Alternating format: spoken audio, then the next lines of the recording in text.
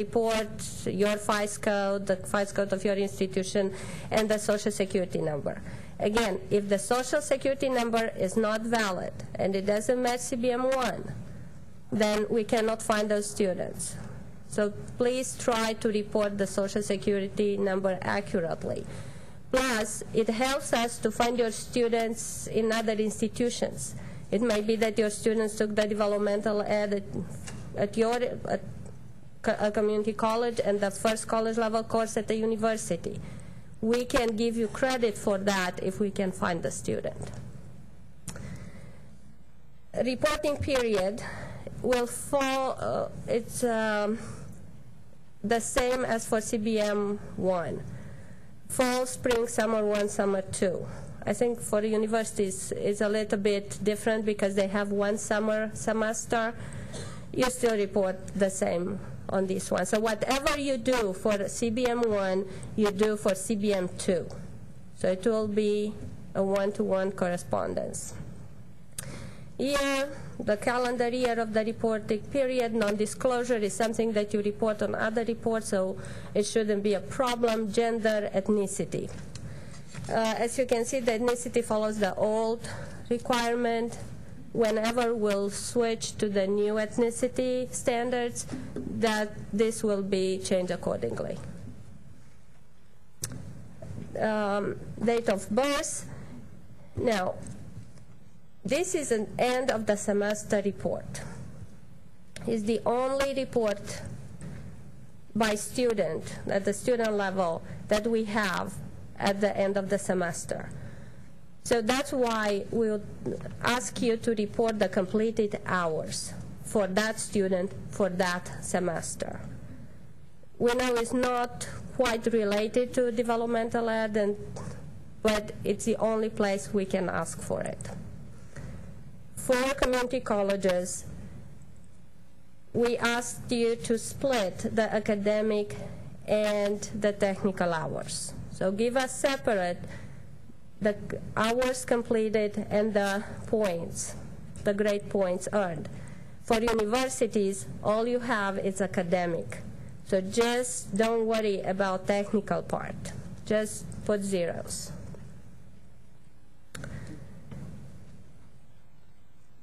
I want the item 12. Julie will address that in depth. It's about waivers and exemptions. So I'll just jump to flex, because flex is a little bit confusing for everybody. Flex students are not reported on CBM 1 for that semester. However, you'll have those students at the end of the semester. Don't report them. Report them in the same semester you report them on CBM 1. So basically, if you have a student that was flex in fall, you report that student in spring. If you have the same student as a regular student in spring, report him twice. Once as a flex student and once as regular student. So don't worry how we deal with this. We'll deal with it. So we'll figure it out. So have 2 records for the same student. But be sure that on item 13, you let us know which one is flex. Later on, probably, I'll jump a little bit here, but if you look through the questions, you saw that we asked the status at the beginning and the end of the semester. For the flex student, it shouldn't be the same status if it's not the same status. In other words, the flex student status at the end of the semester should be the same as the beginning of the semester for the regular enrollment. Does it make sense? Because there were, in the end, there are 2 different semesters that we are talking about. So we were talking about having an error for that. I'm not sure if we implemented or not. But if you have a flex student that wasn't ready in math at the beginning of the flex period and was ready at the end of the flex period, then end is TSI met. The beginning of the regular semester would be TSI met. Okay? So even though it's on the same report, just look at the period you are covering. Any questions for me before Julie comes here? For the people who are watching, just send your questions to Brandy. We'll address them later. Thank you.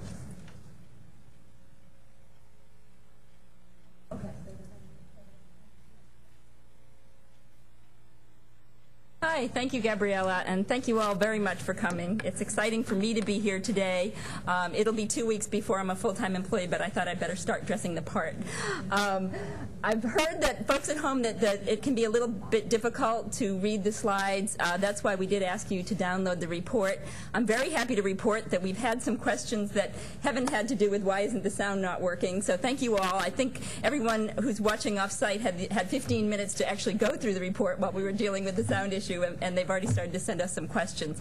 Some we'll deal with as we go along, and some we'll address after the break, depending on the question. As all of you are probably aware, this report has been a work in progress for over a year. It's been a really important report because it's been important for us to balance three things: policy, practice, and reporting as it relates to TSI. And all of these are very important. In terms of policy, it's been very important for us to make sure we stay true to the intent of the law and of the TSI rules. In terms of practice, it's been very important for us to make sure that we're listening to you in terms of how you do reporting, what's going on in the field in terms of DevEd and TSI.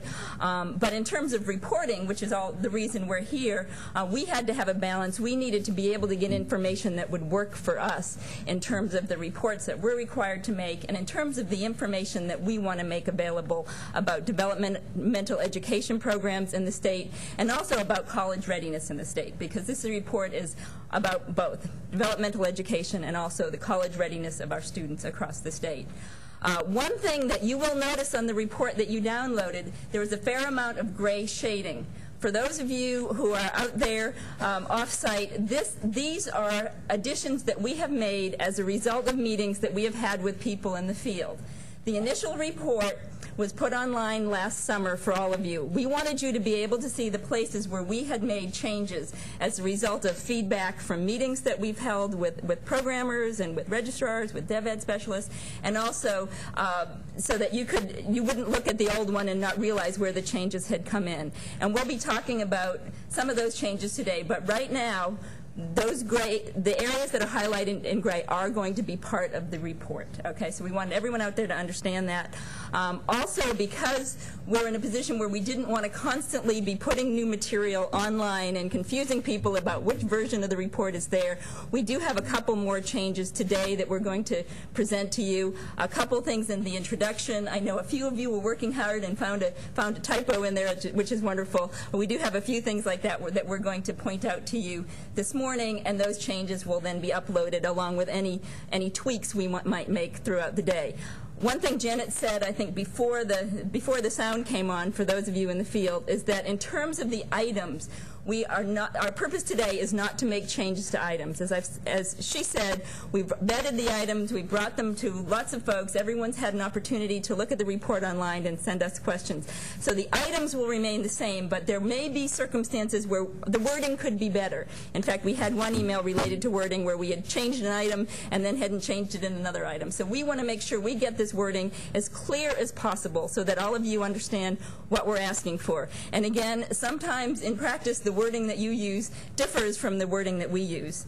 What we're going to tackle first is the most complex part of this report, and in many ways it's the most important part of this report, and it's an area where we have made some changes in terms of how we're presenting material. So this is the part that you really need to pay attention on, and there are items basically 12 and 21 that we're going to be talking about.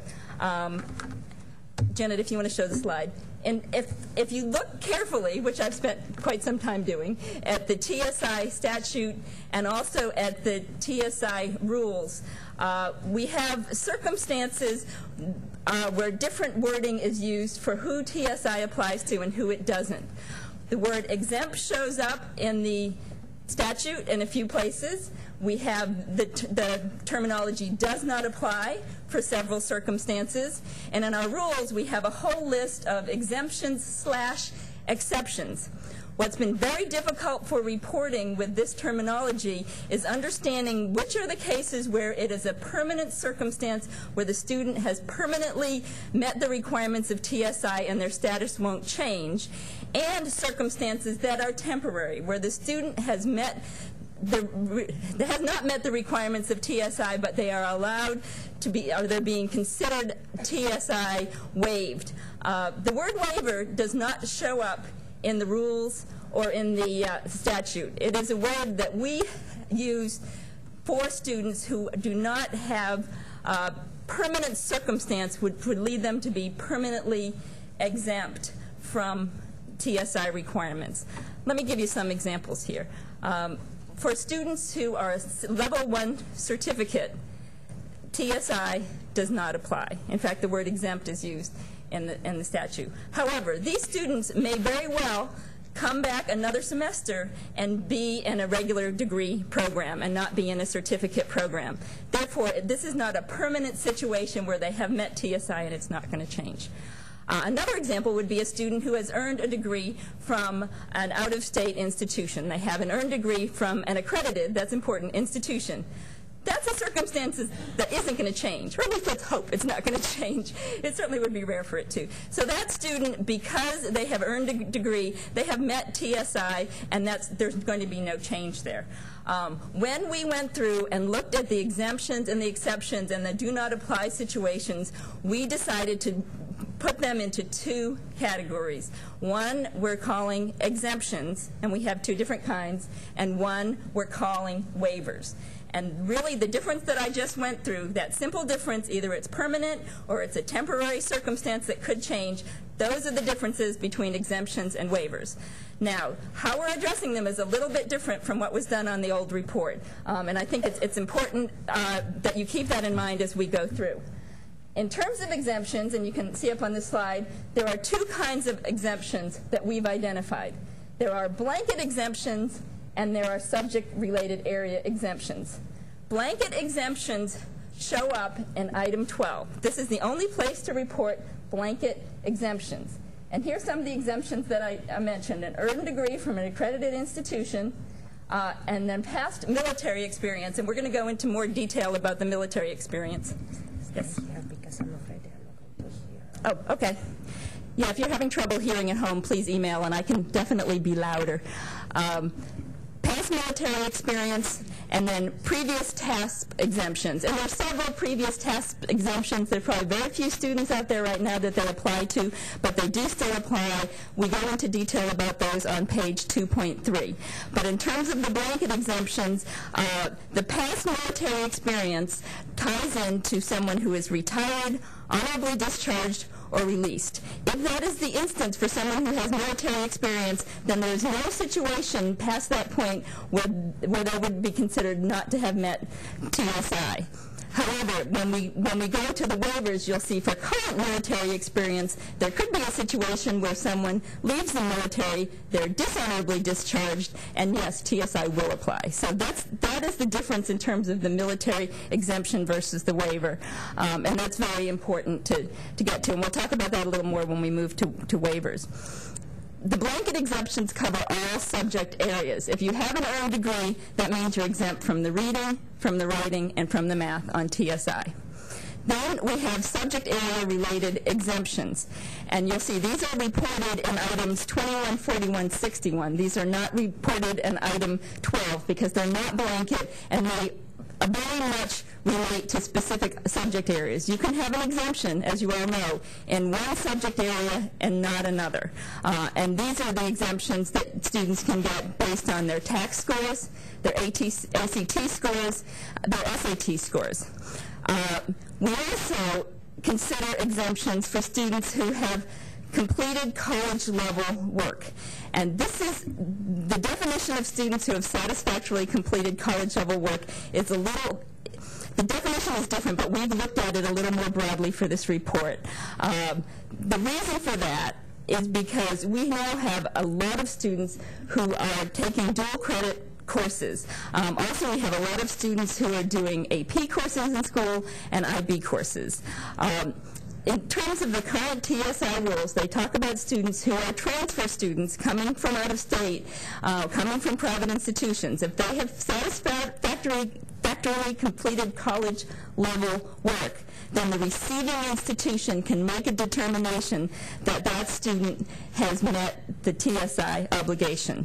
We've extended that because we believe that's in practice what's happening to include students who have done dual credit work and satisfactorily completed it, students who have taken AP courses and by the receiving institution it was determined that their score qualified them to get credit, etc.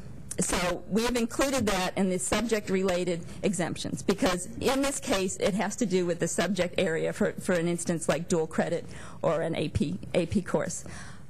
In terms of waivers, and I'm going to move on to the waivers and then we'll go back to the report and you'll see this all relates. We have waivers for students who are in level 1 for certificate programs, non-degree seeking students, and non-certificate seeking students. And this follows right along with the rules in the law. We've just decided, as I mentioned, to call them waivers. For students in active military duty, they have a waiver for the time that they are in active military duty, however long that may be. However, because the law says that a student has to be dishonorably, the student has to be honorably discharged, retired, or released, we understand that there will be situations out there where we have an active military duty student for whom the situation will arise down the road when they're no longer in the military where TSI does apply because of a dishonorable discharge. And this probably seems like a very small population, but because of the way that the law is written, we thought it was important to include this group in the waiver group. The waiver for active military duty applies to all subject areas, as does the waiver for level 1 certificate non-degree seeking. The waiver for dual credit courses applies to specific subject areas. Now, initially when we put this report together, and I think we can move into the reporting now. Initially when we put this report together, we had the waivers and the blanket exemptions only in number 12, and we didn't include them in number 21. And the feedback we got from institutions was they wanted to see those waivers by subject areas also in item number 21. So we have included a place for those waivers in the 3 subject areas, which I think will make it easier for you, for example, if you have a dual credit waiver, to indicate the subject area that the waiver is in. So here we see item number 12. We see the exemptions and we see the waivers, the blanket exemptions and the waivers. So this is pretty straightforward. If you have a student with a waiver, you're going to be reporting them in item 12. This is going to be a check for us. And then you're going to be reporting them again in item 21. Okay, yes?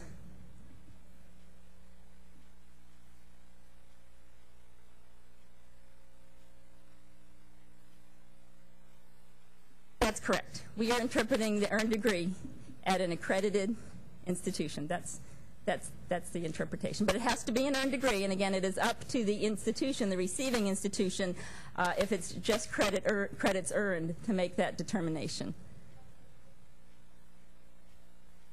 Well, we looked carefully at that, and we tried, in fact, I think it's on page 2.06. Oh, okay, yeah, I'm sorry. I need to repeat the question.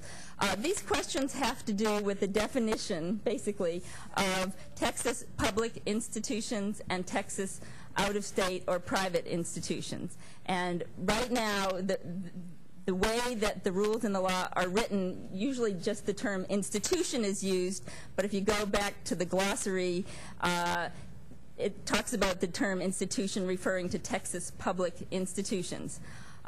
As we worked our way through this report, we decided there was a real need to differentiate Texas public institutions and Texas private or out-of-state institutions, or aspects that we believed applied to all institutions. And so we do have a description about that on page 2.06.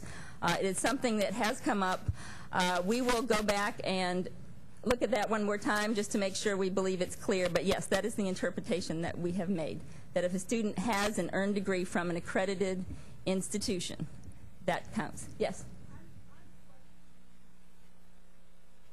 Yes.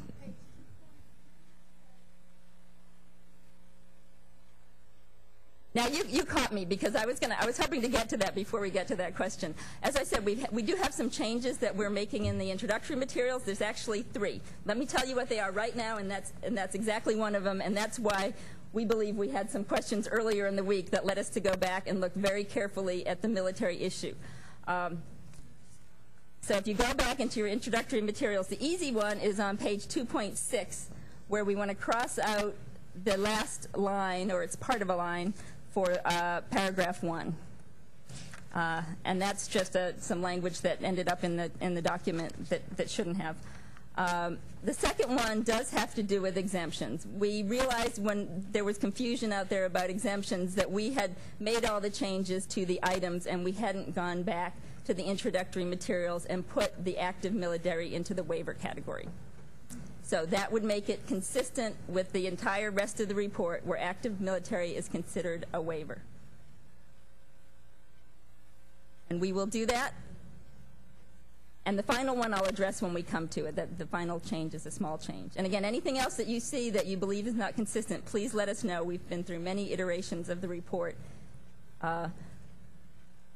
Now, we have one other scenario that has come up with military as we've looked more carefully at this question, as you've all asked about it, and I will address that also when we get to that situation. Because we're going to have waiver situations where students have a waiver, but then when they take their first college-level course and they get a passing grade of A, B, or C. Yes, thank you. I'm sorry, and they've reminded me to make sure I repeat the questions, which I will try to do from here on in. This question was about the students who are in the military and the introductory materials. We have all military as exemptions.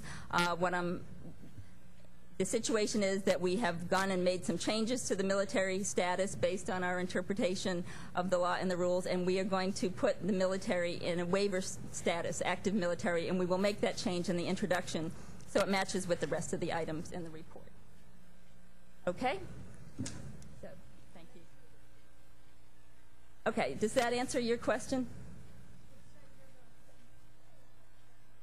Well, no. What the law says is that TSI does not apply to people who are in the military who have an active status, and it also has specifics about people who are in the reserves. And it also says the TSI does not apply to people who have been in the military who have been honorably discharged, released, or retired. We decided that there was a loophole there, because you can have students who were in the military and then leave the military without an honorable discharge, who then therefore do not meet the requirements of either. They are no longer in the active military, and they are not someone who was honorably discharged, released, or retired.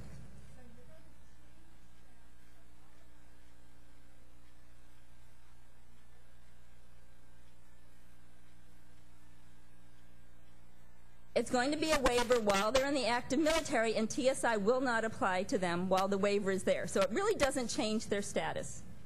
They do not have to meet TSI while they are in the active military, and if they have been discharged according to any of the regulations, they do not have to meet TSI.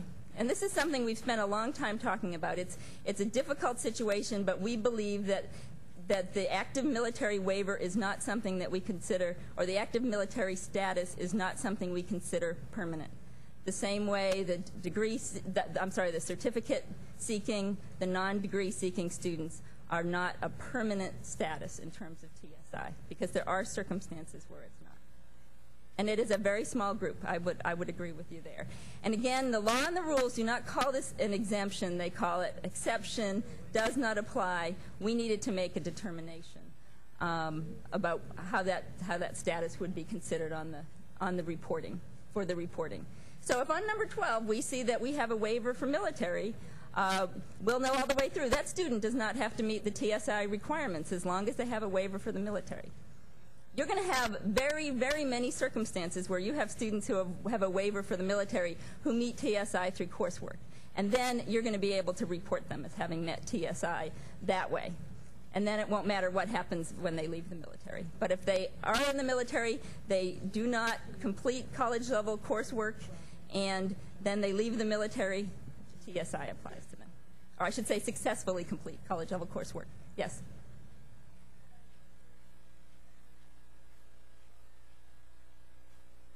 Mm-hmm.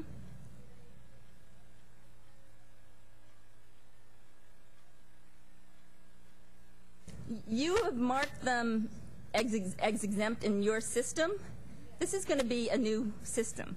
I believe if you've marked them as exempt, but you've marked them exempt as military, you're going to be able to tell us they were previously reported, that you previously reported their status.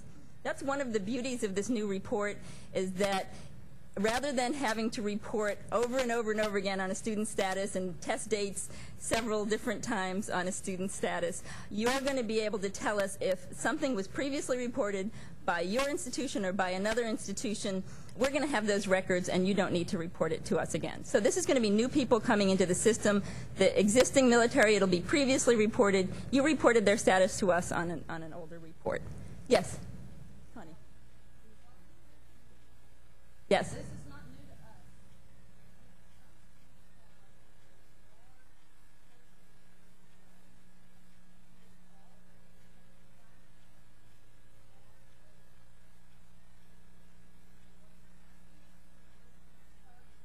Yes, yes. You want us Mm-hmm. to go through those thousands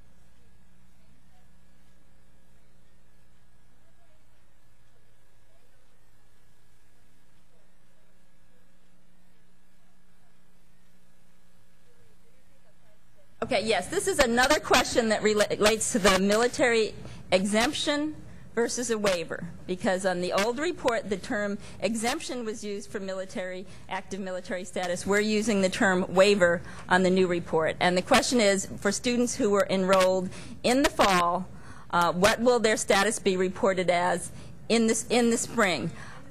In the spring, right. And what I'm going to do is I'm going to get back to you on that, because I want to make sure I visit with the folks I'm with here. I think that again, the answer is going to be to report them as having been previously reported in terms of this TSI status, but I'll go ahead and... Oh, you're saying because they haven't... Oh, this spring. Oh, who are starting? The students who are starting, and you've used the old report. You've got them in your old system, and you need to turn to the new report. Yeah, let me talk with my colleagues. But this question was about for students who this spring are enrolled, who have the military exemption. How are they to be reported in terms of a waiver? Are institutions supposed to go back? And again, part of this depends on how your system is set up. Are institutions going to go back and change that status? Are they going to be expected to? Or are we going to have some kind of a means for carrying over those students? And we'll sit down and we'll work that out for you. Thank you, Connie. Okay. Yes, we knew that military was going to be an issue today. It's a change. It's a subtle change, but it's an important one. Yes.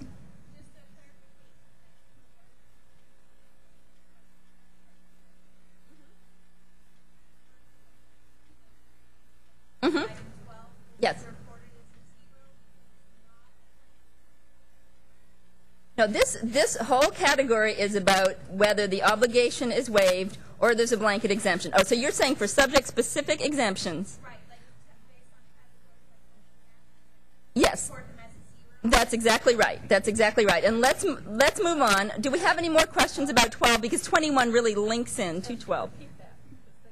Okay, I'm sorry. In terms of the question we had to do with students who have an exemption, a subject area exemption for a particular subject area, math, reading, or writing. For those students, they do not have a blanket exemption, so for item number 12, you would answer 0. It is no, not applicable. There is not a waiver or a blanket exemption for that student.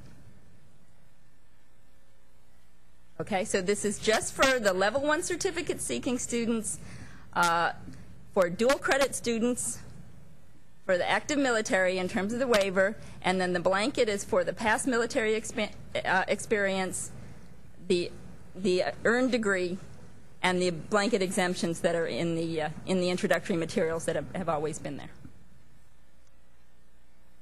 Any other questions?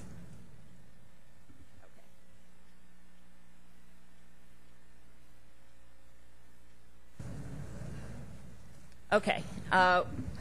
In fact, if you could go back to the slide with the waiver, I want to make one point when we get to item 20 here. This is on the bottom, and I'm sure all of you saw this when you were here. For students who have a waiver, these students are not considered to have met TSI obligations.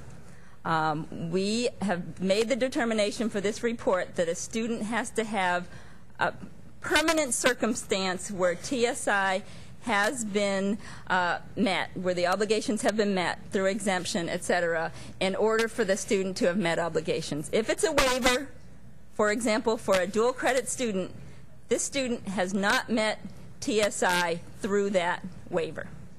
Okay? And so when we go back to item number 20, the item says math TSI obligation determined to be satisfied based on the state standard met by census date. The options are 0, no, not satisfied. These for the students who have not met the obligation through testing, through exemption, through blanket exemptions. They have not satisfied. Yes, at my institution, and if you go back to the language in item 20, note that the language says determined to be satisfied. And I think this was an excellent edit that we were given from the field. You are making a determination for many of these students in terms of whether they've satisfied the state standard. They may not have taken a test at your institution, but you may be the one looking at the transcript from the out-of-state transfer student and deciding that, yes, they have met the standard. You may be the one looking at the AP score and deciding that our institution is going to give credit for this score at a level of 3, 4, or 5, and we as the receiving institution are going to determine that the standard has been met. So when the decision is being made about whether the TSI standard has been met, the decision is going to be, and the decision is being made at your institution, the answer is going to be yes at my institution, if you're making the determination. And I think that language was a very good addition.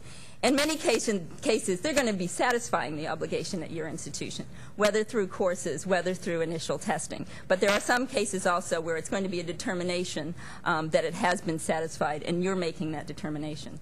Now, if you have a student coming to you from another Texas public institution, and that institution has made the determination that TSI has been satisfied, then you answer number 2, that the determination was made somewhere else, or that the student satisfied TSI at another Texas public. And it's important, again, to look at the Texas public versus Texas private. And one thing I do want to point out that I should have mentioned when we first got to this section is we are now in the math assessment and status section. We have a math section, we have a reading section, we have a writing section. This is similar to the old report, though what's here is different.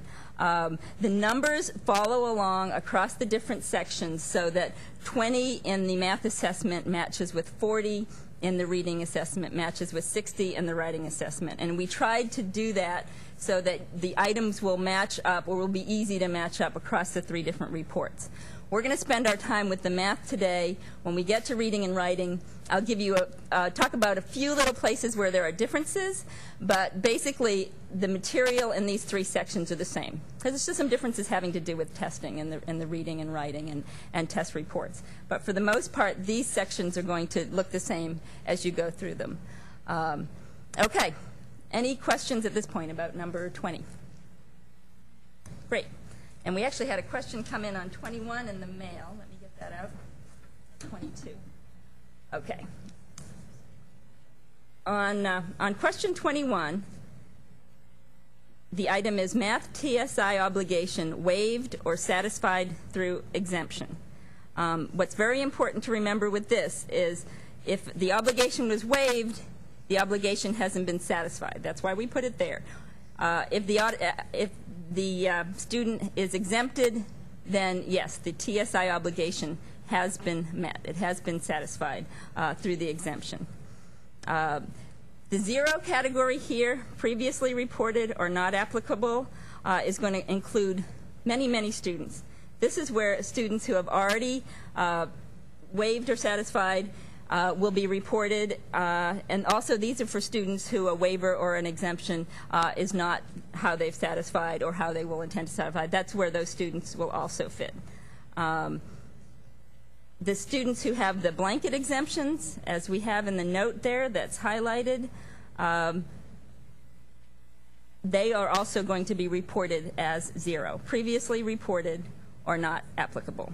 Okay, we already have the information about them. Okay. Item number 1, no exemption or waiver granted. Okay? Pretty straightforward. Number 2, exemption based on ACT test. 3, exemption based on SAT test. 4, exemption based on tax exit level math test. Okay. What's important to remember about these exemptions is that we, in the items that follow, ask for test score results for these tests. Now, this would be if you are the one who is reporting the exemption. This is not for students who are reported by another Texas public institution. Then they're going to be previously reported. If you're the institution that is going to be reporting for the first time that the student satisfied TSI through exemption, then you need to report to us the score that the students received, which satisfied the exemption. Okay? All of those scores are the same as they've always been. They're in the introductory materials. They're in the TSI rules. We have the math score. You report the ACT or SAT. And the important thing is if you say the exemption's based on the ACT, then the test score should match the ACT. And I believe, Doug, that we have error reports to make sure that you're not giving us ACT, telling us it was met through ACT, and then you're giving us SAT scores. 21B, again, those are where you report the score in math. 21C is the ACT composite or the SAT combined scores. For those of you who are familiar with the rules, we need to get both pieces of information to understand that the exemption has been met. So first we ask for the math score, then we ask for the composite in the case of ACT, and the combined in the case of SAT. So that's where the 23 for the ACT and the 1070 for the SAT comes in. 21D is the place to report the tax score. And tax math scores, there's only one scale score. It's not quite as confusing as English language arts where there's 2 scores. With the tax math, there's one scale score. It's a 4-digit score. That's where you report it. Institutions are going to have, and I've got a question, let me just finish this. Institutions are going to have students who have met the exemption on several of these tests. You know, we all know lots of kids meet the college readiness standard on the tax, and they meet the exemption scores on the SAT and ACT. We're going to leave it up to the institution to report whichever they would like to report. Whatever's easiest for you, whatever you want to include is fine of those scores. Yes, Connie. Oh, and we've got a microphone for the questions now. That's wonderful. But they won't hear it. Oh, okay. Then I'll repeat the question. Go ahead. You still have to repeat it. Point of clarification. Yes. If we have a student who is marked as exempt with a 2, 3, or 4, you only want that exemption and the associated score reported the first time they're reported. The next time the student is reported, they will be reported with a 0 in this field because they were previously reported. You don't get the score, you don't get the exemption. This is different. That's absolutely right. And one thing that okay, now the question was, thank you, Janet. The question was that for students, Connie's giving us a scenario. If you have a student who has been reported on a previous CBM 002 as being exempted on an ACT or an SAT or a tax test, or one of the other exemptions that are included, do you have to report that student in the same way in terms of giving us the specific test information the next time you report that student on a subsequent 002 report? And the answer is no. Once you have reported to us that a student has met an exemption based on one of the exemption categories, the next time you report for that student, you're going to report 0, previously reported or not applicable. Okay? We, in our records, because we get the CBM 02s every semester, we are going to be able to track back in our records and see when students have been reported for having met the exemption, what their test scores were. The same thing in terms of if they take a test for TSI purposes, an AccuPlace or a THEA. We're going to be able to go back and see when the student took the test and see their test score. So you do not need to continually repeat test scores to us. We need to see them once. If the student was determined to have met the obligations of TSI at another institution, you don't need to tell us how they met that exemption on ACT or SAT or through one of the other exemptions. You just need to tell us that it was determined at another institution, and then for 21A, tell us it was previously reported, because we will already have that information because we collect it from all the Texas public institutions. Just 1 second. Yes. I was asked to clarify something Please. about flex. So you'll have a flex person on the same report, flex and the regular, the same person. If the first time when your student is reported is the flex, on the flex line, you report the waivers, you report the scores. On the line that is the regular line, you report previously reported, and the rest is blank. Okay? So, okay. I'm coming.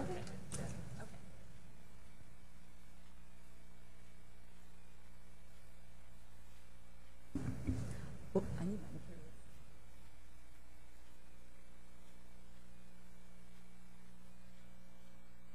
Okay, thanks. It was nice to have a little breather there. Okay, let's continue down. Yes. Oh, yes, we have a question. Is there a time limit as to when the student was reported? If it was 5 years ago, 10 years ago? Is there a time limit in terms of when the student is reported? Well, as you all know, there is a time limit in terms of when you can report a student with an ACT, an SAT, or a tax exemption. It's 3 years from the date of testing, I believe, for the tax, and 5 for the ACT, SAT. Is that correct? However, in terms of when you report to us, are you talking about if someone was exempted by another institution 6 or 7 years ago? Is that what you're asking? Or are you asking when they actually took the test? No. No, there's going to be difficulty in the transition from the old report to the new report, and we really wanted to give you a place to report students who they've already been reported to us on the old report. We already have information about whether they've met the obligation, and so for students who have met the obligation, if it was reported to us previously, I think that however long ago that was, it's totally appropriate to tell us that that was previously reported. Going back and looking at the scores, that sort of thing, because there is a limit on how long those scores can be used, I don't think that would be useful. We haven't spent too much. Yes? They say for the broadcast a bit further, but not Okay. Thank you very much. I'm sorry. It's a little bit difficult having to stand in one place and do this. I'm going to back up a little bit. We're going to move on to 21A, option number 5. Now that we've talked about the previous reported or the no exemption granted, that of course would be students who have not met TSI. And now we're talking about exemption met obligation based on the determination by the receiving institution that the student has satisfactorily completed college-level coursework. And for examples here, we have transfers from Texas private or out-of-state institutions, IB scores, AP scores, or dual credit grades. This is a category that we spent some time thinking about in terms of including it in exemptions. But because our rules do say that if a student has satisfactorily completed college-level coursework as a transfer, then those students can be considered to have met TSI. because some institutions in the field use the term met obligation for these students, and some institutions see this as an exemption. We decided that we would include the language for both here. But this category basically applies to students who your institution have determined have satisfactorily completed college-level coursework. This obviously will include transfer students from out of state, but we wanted to give you an opportunity, a place to report those students whose dual credit grades or AP scores are such that your institution has determined that they have met TSI standards. Obviously, when we move through the report, we know we have items on students who have successfully completed the first college-level courses in math and reading and writing. Our requirement there for our reporting purposes is an A, B, or C. I think for many institutions, they will have students who had a waiver to take a dual credit course. The student will take the dual credit course. The student will receive an A, B, or C in a college-level course. This would be the place where you would report that student as having met the obligation or exempted because of successful completion of college-level coursework. This would also apply to students who have done AP courses in high school. They've come to your institution made the determination that they have satisfactorily completed college-level coursework because of that. This would be where you report that student as having met the obligation or being exempted. So we use both terms here because I think the feedback we had from the field is that some institutions consider this having met the obligation. The term exemption is also used. But these students have an exemption in the subject area because of performance. As we were talking earlier this week about the particular circumstance of students who were in the military, we determined that this would also be the place to report students who come to your institutions with a military waiver for active duty who successfully complete college-level coursework, because that, I'm sure, is usually the case for students who you have coming in who have active military. They're TSI waived. They take college-level coursework if they're ready, or not.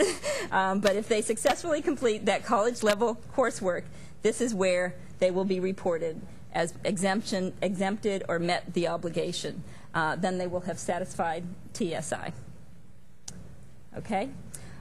What is important to remember, very important to remember about waivers, is that if a student has a waiver and then they meet TSI, or if they have a waiver because they fall into a certain category, but they have already met TSI through testing, through work in class, in a college-level class, that student should no longer be reported as a waiver as soon as they have met TSI. An example of this would be a student who is taking a dual credit class as a 10th grader. They take the 11th grade exit level class. The student in the 11th grade, take the 11th grade exit level tax.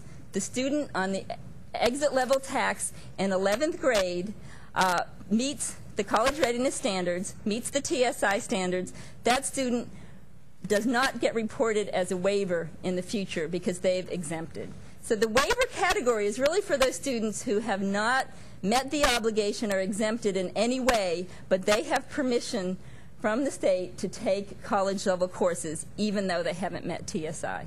And again, it's a small category. It's dual credit students, and it's the military. Yes, we have a question? Let me talk a little bit, and I see some confusion out there. Yeah, do you have...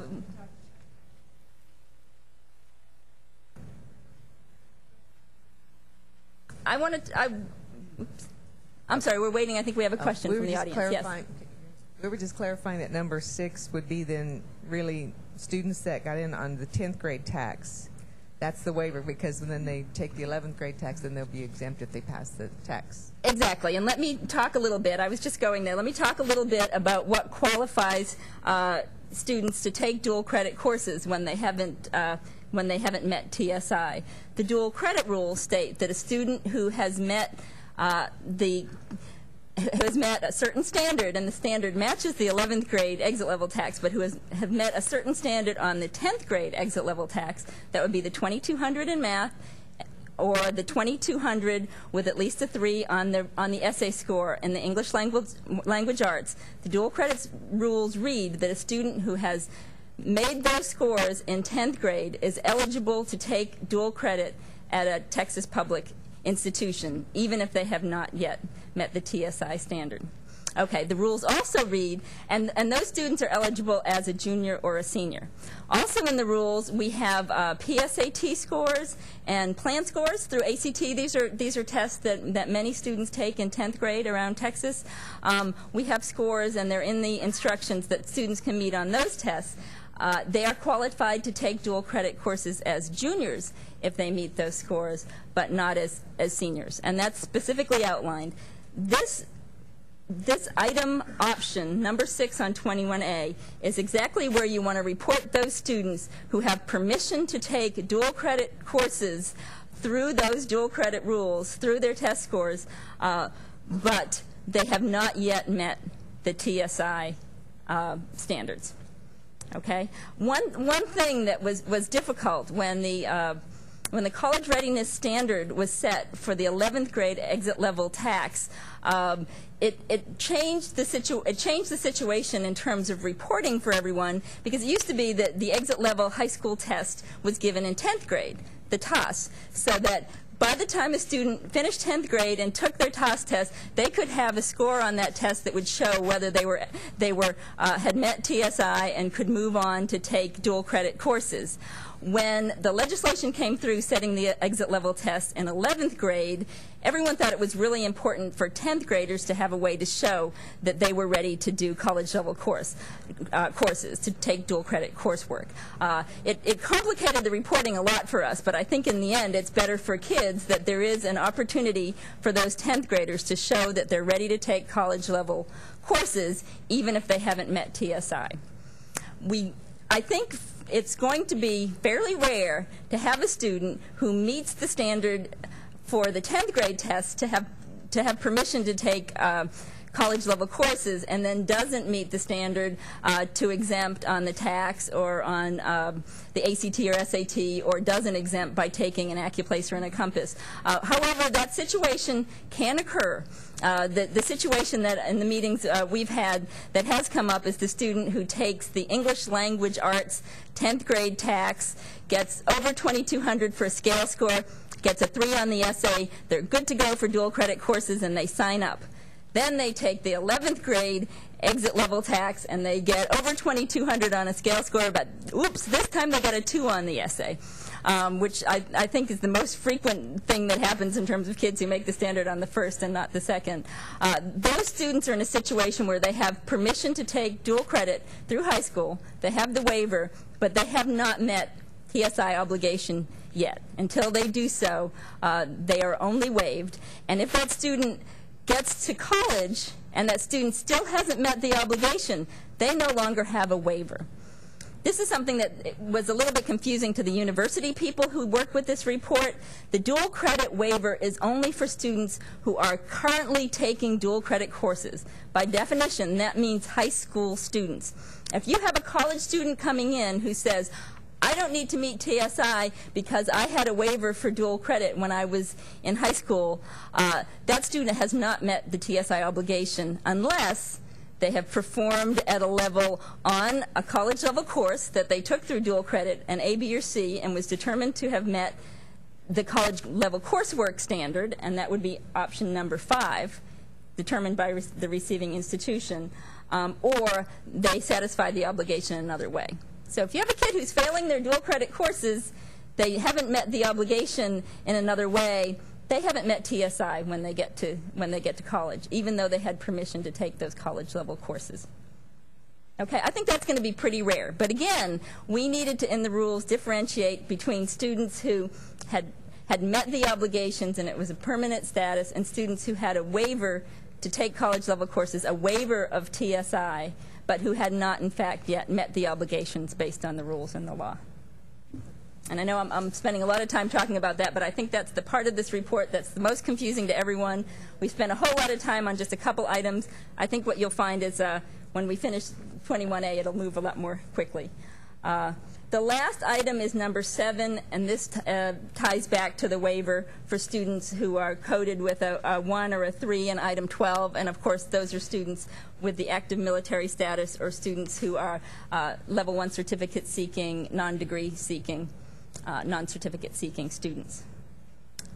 Okay, we have another question. Well, just a suggestion. Your explanation about what should go in item 6 on the dual credit, those who are waived for this and that, if those could be added to these rules, it would make it more clear. Okay, it's a question about item 6. Reporting manual.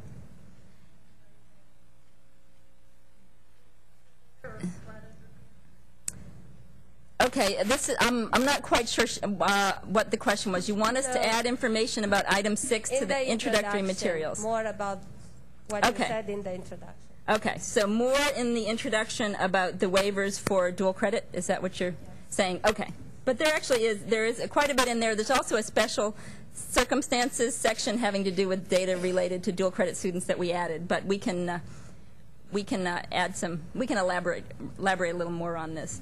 As you know, dual credit is growing rapidly in the state of Texas, and it's very important that we report these students correctly as they come into our universities and colleges and take college-level coursework.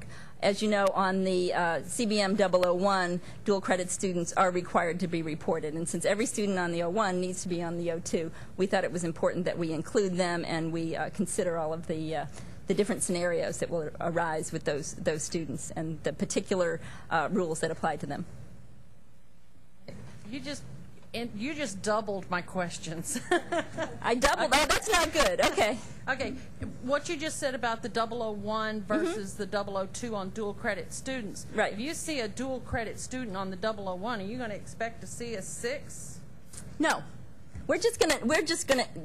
It's required that a dual credit student be reported on the 001. Even if a student isn't dual credit, but they're a high school student taking a course at your institution. Every student who takes a course at your institution, who in that category, I guess I don't know as much about the 001, but I know every student who's taking dual credit courses is reported on the 001. Well, I guess what I'm trying to get at is, you know, if they're a dual credit student, right, they're an 11th grader, right, you would expect to see a 6 in item 21A, 41A, no. or 61A. No, there will be many situations where a student took an early SAT or an early ACT, or some institutions want to give everybody the THEA who wants to do dual credit, or kids will come in the summer and want to do a course and they'll give students the Accuplacer. It's very frequent to have a student who's a dual credit student who is not going to be reported as a dual credit student because they've already met the obligation. Okay, the other question, the other thing is really a comment. And this is the time when having a record example in your document would be very helpful. Okay, and we just had the comment that having a record example in the document would be very helpful, and we're going to try to go through and do that so we can give you some scenarios so you can see how students in particular categories are going to be reported. But I'm going to go back to, and Connie's question again had to do with, her initial question had to do with reporting students as dual credit, that if on the 001 it can be seen that they're dual credit, well then will it raise a flag if on the 002 they're reported as having met the obligation and not reported as a dual credit student? And the answer is no, that is not going to raise a flag. It's just important to note that all students who are dual credit students are reported on the 1, they need to be reported on the 2, and there are special circumstances surrounding that reporting.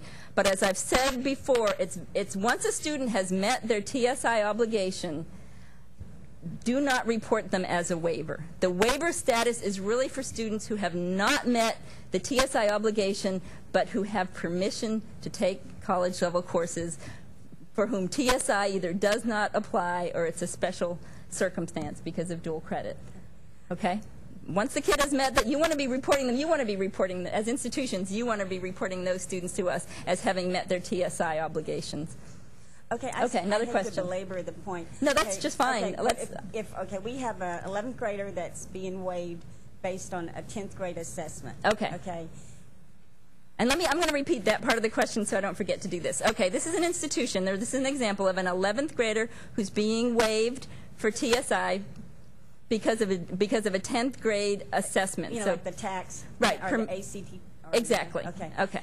Then if they do not pass the 11th grade tax, That's correct. but they've Yeah. taken one of the courses, Yes.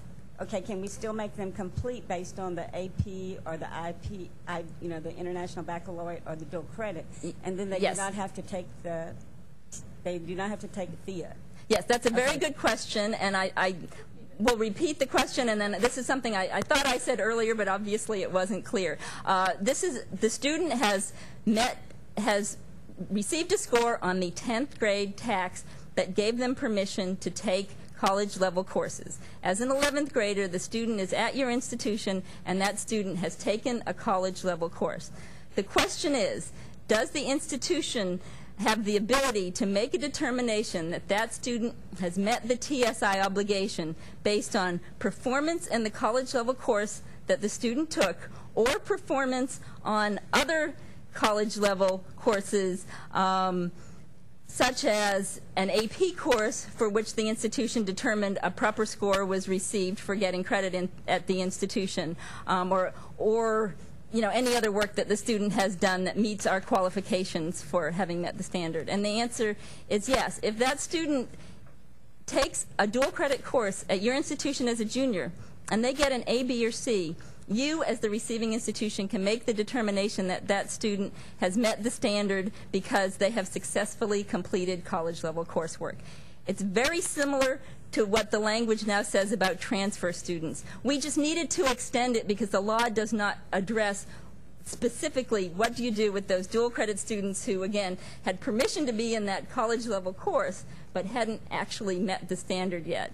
But in the same way that the law says that for a student who is transferring from out of state, the determination can be made by the receiving institution that, yes, they have successfully completed college-level coursework.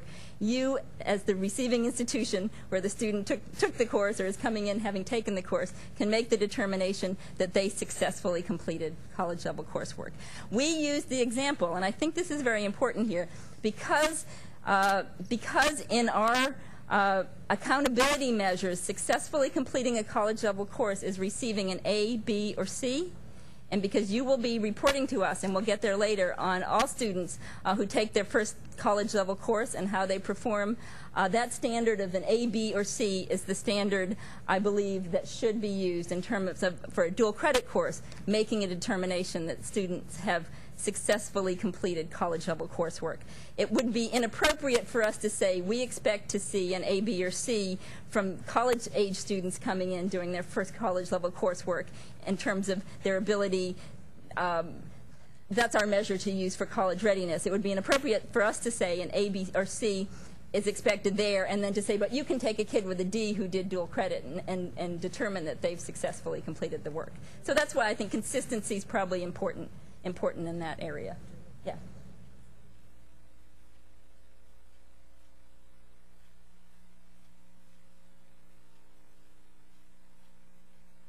Oh, yes. Okay. Thank you. You mean at the time of placement. Okay. Okay. I did have.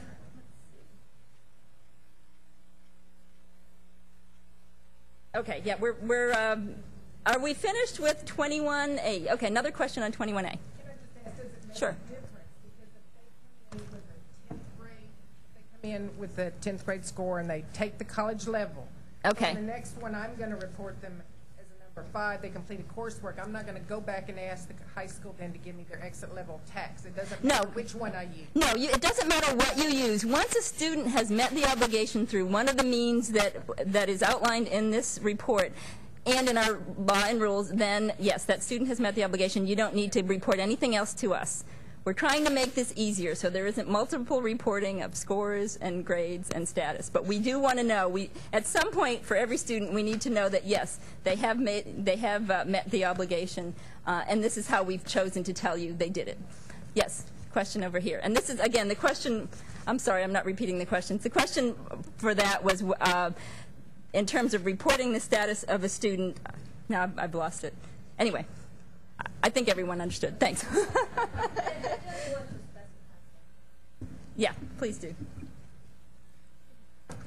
It will be easier if you think about our records as going back and we having access at whatever institutions reported during the years and other institutions reporting during the period you report or immediate previous period.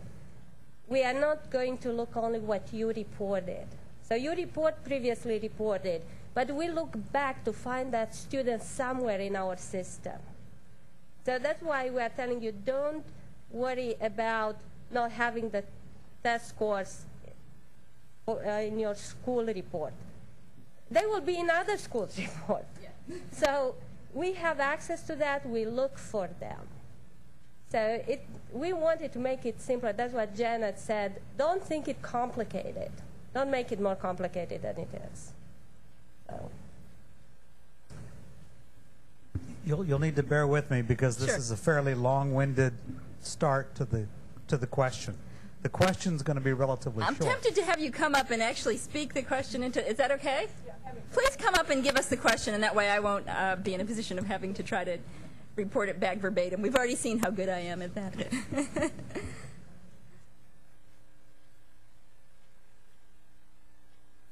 Yeah, thank you very much.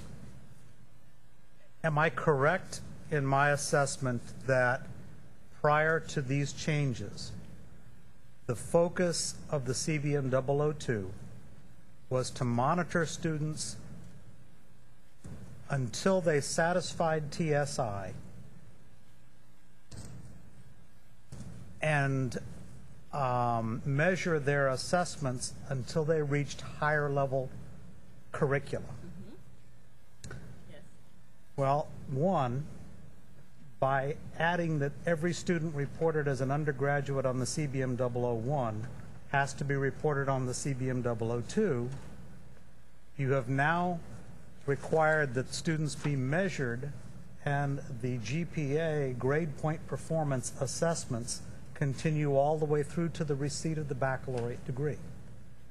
That was the present report. It's still valid. If you didn't report that, you didn't do the right thing. Now, all of my, you'll understand in a moment.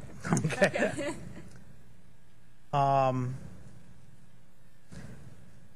I represent an academic health science center. Okay. Most of us at the academic health science centers, a couple of minor exceptions, do not admit students to our institutions until they have achieved a minimum of 60 academic hours. They've done 2 years of college level work with adequate performance to our satisfaction. They have satisfied a core curriculum. Those students, for those few programs, have had to be reported on our first CBM 001 until they satisfied TSI, at which point they fell off the map, in essence. And we've done nothing but skew your data, because everybody who is there is reported as received their exemption from a prior institution, received it because of a baccalaureate degree, or earned satisfactory performance in college-level curriculum. There is no tracking of how they're doing. Why is the requirement imposed that we continue to report those individuals? Okay. It's in statute. I think the answer is it's in statute, unfortunately. Well, I mean, I don't know. You know, yeah, I understand. We had, sorry. You know, this question came up in one of the earlier CBM 02 meetings from another of the health science centers. This question's come up since CBM. Well, yeah, okay, forever, but I was in that meeting. And we went and read the statute because I asked my assistant commissioner, hey, can we just not make y'all do it anymore? And she said, well, you need to look at the statute. And unfortunately, the statute says all public community colleges, universities, and health science centers. So if we could get that statute changed, we could prevent y'all or help y'all to not have to report this anymore. And I'm not sure how you would go about doing that. Do you agree it makes no sense? Yes, I do. But it's just my opinion. Sorry. But see, for us, we follow them to the first college level course, and then we follow the completed hours. So they don't follow the map for us. There are still our students that didn't graduate. They fall off the map as far as the CBM reporting is concerned. Because once they've hit that exemption. No, you may call that falling off the map in regard with developmental education. So, yes, they met the requirements, they go on with their course level, you report them 0, 0, 0, whatever, but you still report completed hours and grade points, and that's important for us. You say it makes sense. What I do want to add, though, it is very useful to us for reporting purposes to have those GPAs reported. They're used in a number of research areas because that is our way to understand how students are performing in the system. And we realize it's on the CBM 002 report that has to do with TSI and developmental education. That's where it falls on the report. But it is there are actually many ways in which we use that data, research studies where we're tracking student performance, where the GPA data is very helpful to us. So in some ways, it's that item is kind of an anomaly because it isn't, although it can be tied into the CBM data that we're receiving, it's also very important as a standalone piece of data that's being reported to us that gives us very important information about student progress through Texas public higher education institutions. We did have a question come in. Yes, we're listening to those folks of you out in the field. In item 21A, if we report students as waived, subsequently do we report them as 0? If they meet the requirements by coursework, do we report them again? Okay, if you have a student who is waived for one of our waiver categories and you're reporting them as 6 or 7 on 21A, and then they go on to successfully complete college-level coursework, then that is where the next time you're going to be reporting them, you're going to be reporting them with a 5. Because in the previous report, we did not have that student at a met obligation status. We had that student as a waiver. At some point when a student goes from a waiver to having met the TSI obligation, met the standard, we need to have that reported to us because we need to know how the student met the obligation. So this is the case that I mentioned before where you would next report the student as a 5. You'll see later on that you'll have a place to report their performance if it happens to be a course that was taken at your institution. But then the next time the report is submitted, because you already told us that they met the obligation, you already told us how, the next time the report is submitted and every subsequent report for that student, you can tell us, yep, they're previously reported. So let me go back through slowly for this particular student. The first time they come through on item number 20, because it's just a waiver, it's 0, no, not satisfied. And number 21A, it's number 6 or 7. They have a waiver. They have permission to take college-level courses. They go on, they take the course, they're successful. The next time you come back on the CBM 02 and report them, on number 20, you can say, yes, it's satisfied at my institution. They took the course, they did well. And then on 21A, the answer is they have an exemption or met obligation based on the determination by the receiving institution that the student has satisfactorily completed college-level coursework. Again, if they meet the obligation in some other way throughout the year, you could report that to us rather than the college-level coursework. We just need to know that they've met the standard in some way. Yes, Connie? Yes. That's correct. Right. Right, and that's going to be true for any student. If they haven't met the standard until they meet or exempt, you need to be reporting them as either waived or haven't met the standard. And then the semester, once they have done that, and we're going to come to an item that talks about the end of the semester, and I don't want to jump the gun, but that will come up here. There is a item 24 where we ask if the obligation was satisfied at the end of the reporting period, and I think that's a fairly self-explanatory. If they have met the standard by the end, even if they hadn't at the beginning, then you tell us, yes. And that's how we know. The students started out, they hadn't met, at the end of the semester they had. For those of you who I'm seeing people looking a little bit stressed out there. Again, this is very different than what we've had before. There are lots of little nuances to it, but the reporting itself, remember, we're just on item number 21. We've only had 2 items. Once you figure out how to report them, there's not a lot of different places where you have to give us information. We just want to make sure we're doing the training to make sure you understand where the students should be reported on these items. Obviously, the question we had earlier was about the intent of this report to track students who are in developmental education through the system. That is what this report, the major part of what this report is all about. We haven't gotten there yet. We're going to move into that section, and I'm looking forward to. Yeah. Right. Right. If they're waiving, they haven't satisfied. That's right. Right. Well, they would be the only place oh, I'm sorry. Janet's question is that the title is waived or satisfied through exemption. If they haven't waived or satisfied through exemption, or in the number 5 where we have met obligation through college level coursework, then what they're going to report is that there was no exemption or waiver granted if this is the first time the student is being reported. Okay? And then you're going to move on to the student status in terms of TSI on the next series of questions. And number 22A is about the assessment test used at the time of placement. And this is where we determine if students have satisfied in what has been the traditional route for students who don't have exemption. This is taking a test for TSI purposes. Does that clearly answer the question? So if a student has satisfied, but it hasn't been through waiver, you'd say, yes, it's been satisfied, but then it's no exemption or waiver granted. But if it was previously reported, that could be done. And this is a case, Janet, I think where 0 or 1, if it's not applicable, would also be appropriate. That might be one where we have kind of a double situation. But what my advice would be, and I think the way we're envisioning this, is the first time through you would say, no, the student doesn't have an exemption or a waiver.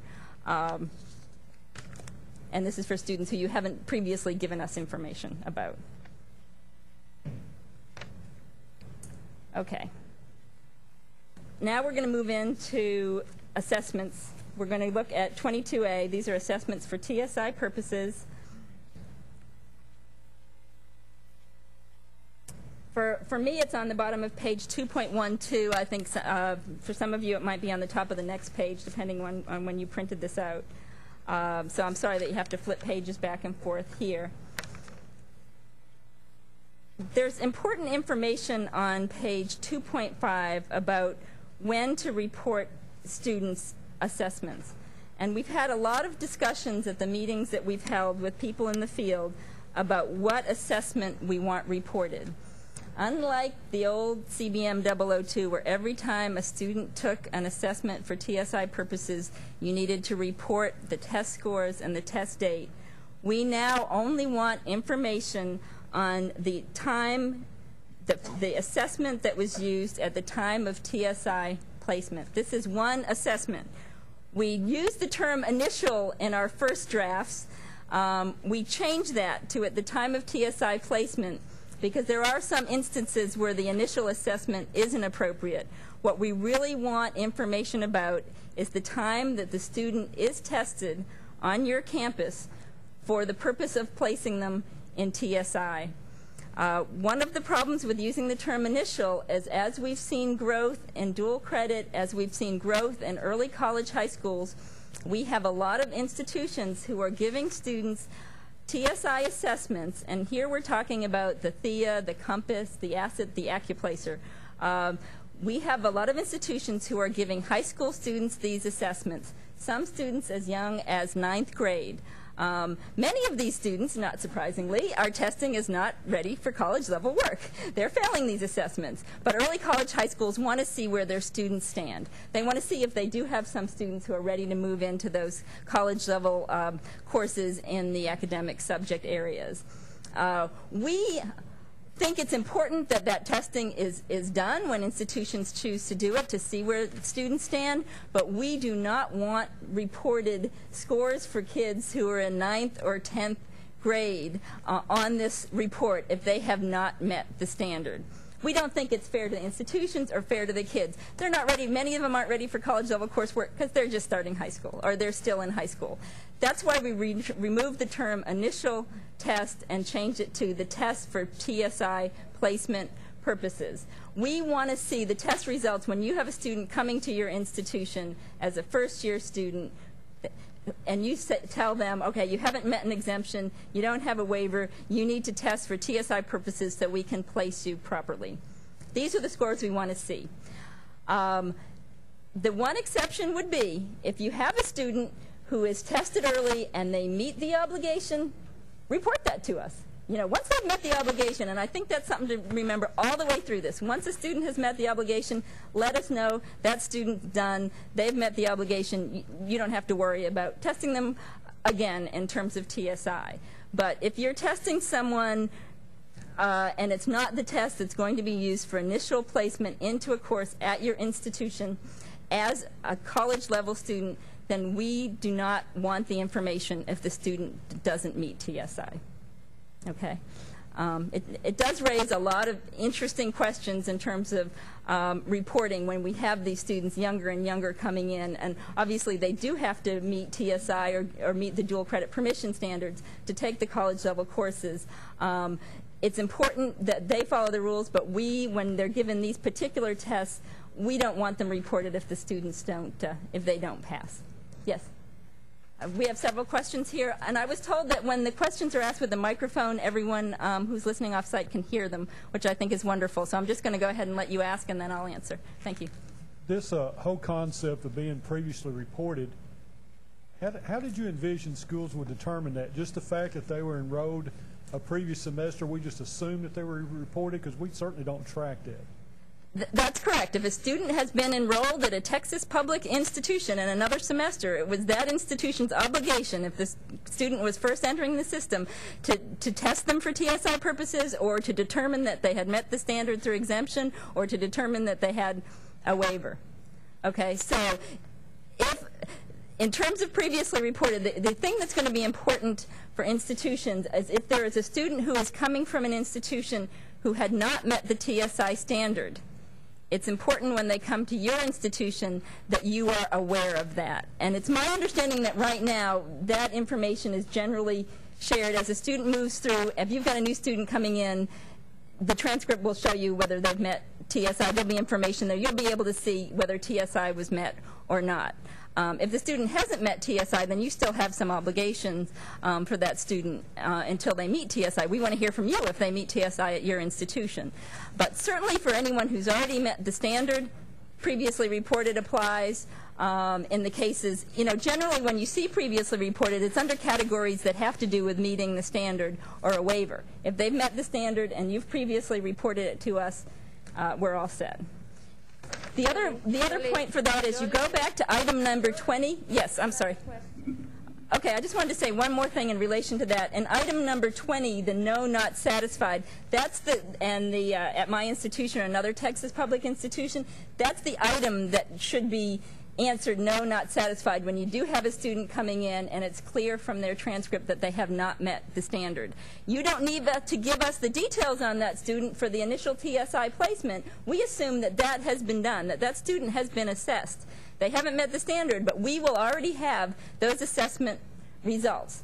Okay, so it's up to you to report it if they do meet the standard, but in terms of reporting that the first test used for TSI placement, that's already been reported to us. If you're unsure if that happened, you can go ahead and test the students and report it when you say that. That would be perfectly appropriate, and you probably do that when you have students come in who haven't met TSI. You want to see where they stand. It's perfectly appropriate to report it. We're going to go back, since we're only going to have reports from one test session for each student for the initial placement test. We're going to go back and look at the first one for the student, and that's the test we're going to use to make our determination in terms of our accountability measures that look at how long it takes a student to be college ready and be successful in the first college level course. We're going to look at that first test that's reported to us for a placement. That's why this item is very important. It's very simple because it's one-time reporting. We don't ask for dates. The important thing is that the first time a student is tested for placement, we need that information. Then we've got it on file. That's what we're going to use to track the student through the system. The student doesn't have to be reported again. If you're not sure and you test them and you report it, that's just fine. We'll then have that information for sure from you and maybe from a previous institution. Okay. Okay, yes. We have community colleges going in and blanket testing students in the 10th grade. And heretofore, we've taken those tests and encouraged students to retest.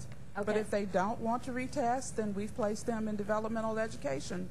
You're placing 10th grade students in developmental education? No. Oh, okay, I got a little nervous. This was a question about blanket testing of 10th grade students with TSI assessment. And now they've graduated from high school. They aren't exempt based on anything else, but voila, they've got an asset or a compass test score sitting there. That shows that they met the standard on that test score. And they did not meet the standard. Okay, then they failing scores. Then they have not met TSI. And so are you suggesting then that we would say retest, we aren't going to use this 10th grade set of scores? What we're suggesting is that, well, this is something that we're starting with new. So I think we have a little different situation for something that's happened in the past. The scenario here is a college that's going out and testing large numbers of 10th grade students just to see, I assume, which students might meet the college readiness standard and might be able to do some dual credit or other yes. I'm sorry?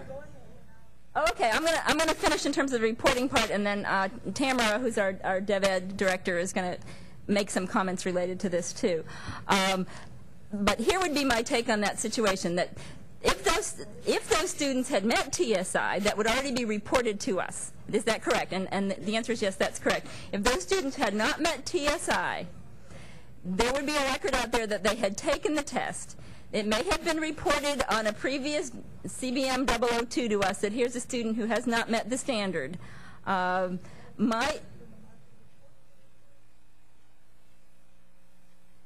so my take on that would be that you would want to retest that student for placement purposes because you have an old test score. It doesn't really show you anything. It's from a few years ago that the student didn't show up as college ready. If you were to report that old test score to us, it's not really that useful in terms of tracking that student's success because they had done so much more high school level coursework from the time of testing till the end. This is exactly why we built this in this way, not the initial test, but the initial test used for placement. So to me, and we'll see what Tamara has to say, but to me, retesting that student, if they haven't met TSI in any other way, retesting that student would be an appropriate thing to do. Certainly, if you do retest them, we'd want to have the report of the tests used for placement. If you don't retest them and you decide to use that initial score because this is a change, this is a new report, it's too much work, whatever, then certainly I would say we don't want even that report. Okay. All right, we're going to let Tamara respond to this in terms of would we even want the 10th grade report for those students who are grandfathered. Go ahead. I need a V8. According to the current rules, it is a local policy if you want to have that student retest. So if that institution wants to accept that 10th grade score, you can cancel that student. You might want to try and take it again. But if you want to apply that score and the student doesn't want to retest, because we have students who are being tested for the 11th grade at institutions in West Texas, and that score is being accepted at the institution for TSI placement. So it is a local institutional rule on whether you will accept that 10th grade score or not. Okay. Does that make sense? I think that makes sense, and I think that will work with our reporting, because if you've decided to use an earlier test, then that's fine to go ahead and report that test. That's the test you've used for placement, and that's why the language is there. The test that you use for the placement of that student when they get to your institution is the test that should apply. And the nice thing about this is it doesn't apply to dual credit, because a student can't take developmental ed dual credit. It does not exist. If a student has not met a standard or received a waiver, they can't take a college level course. So if you have a student who hasn't met the standard on a test, hasn't met the obligation, they shouldn't be at your institution taking coursework. But when they get to the point where they're out of high school and they are enrolling, you can choose to say, all right, that was the test we're going to use for placement, the one we gave them in 10th grade and 11th grade and 12th grade. Or you can say, we're going to retest the student. But the test score that we want, the one score we want, is the test that's used for placement. And we don't want institutions to feel like the very first time they tested is what we should report, because, again, I think it's inappropriate to have 9th grade test scores in most cases being used for determining where someone should be placed when they're now in college and ready to do college level work. And I think the other issue is that we would hope that a student 2 years later has achieved college readiness, and if you're counseling and so forth and advising, you can get the student to retest, it would be to that student's advantage to see if 2 years later I am college ready. But again, if that student wants to keep that score and go through developmental education and the whole process, that's going to be that's going to be on them. And I will say that I am here taking copious notes, because we are really about to revisit the TSI rules, and and as based upon the conversation, we really need to revisit the TSI rules. And we will be sending out information and giving the field an opportunity to weigh in on that. And so just be looking for that in the coming months. Thanks. I'm going to go back to the other microphone.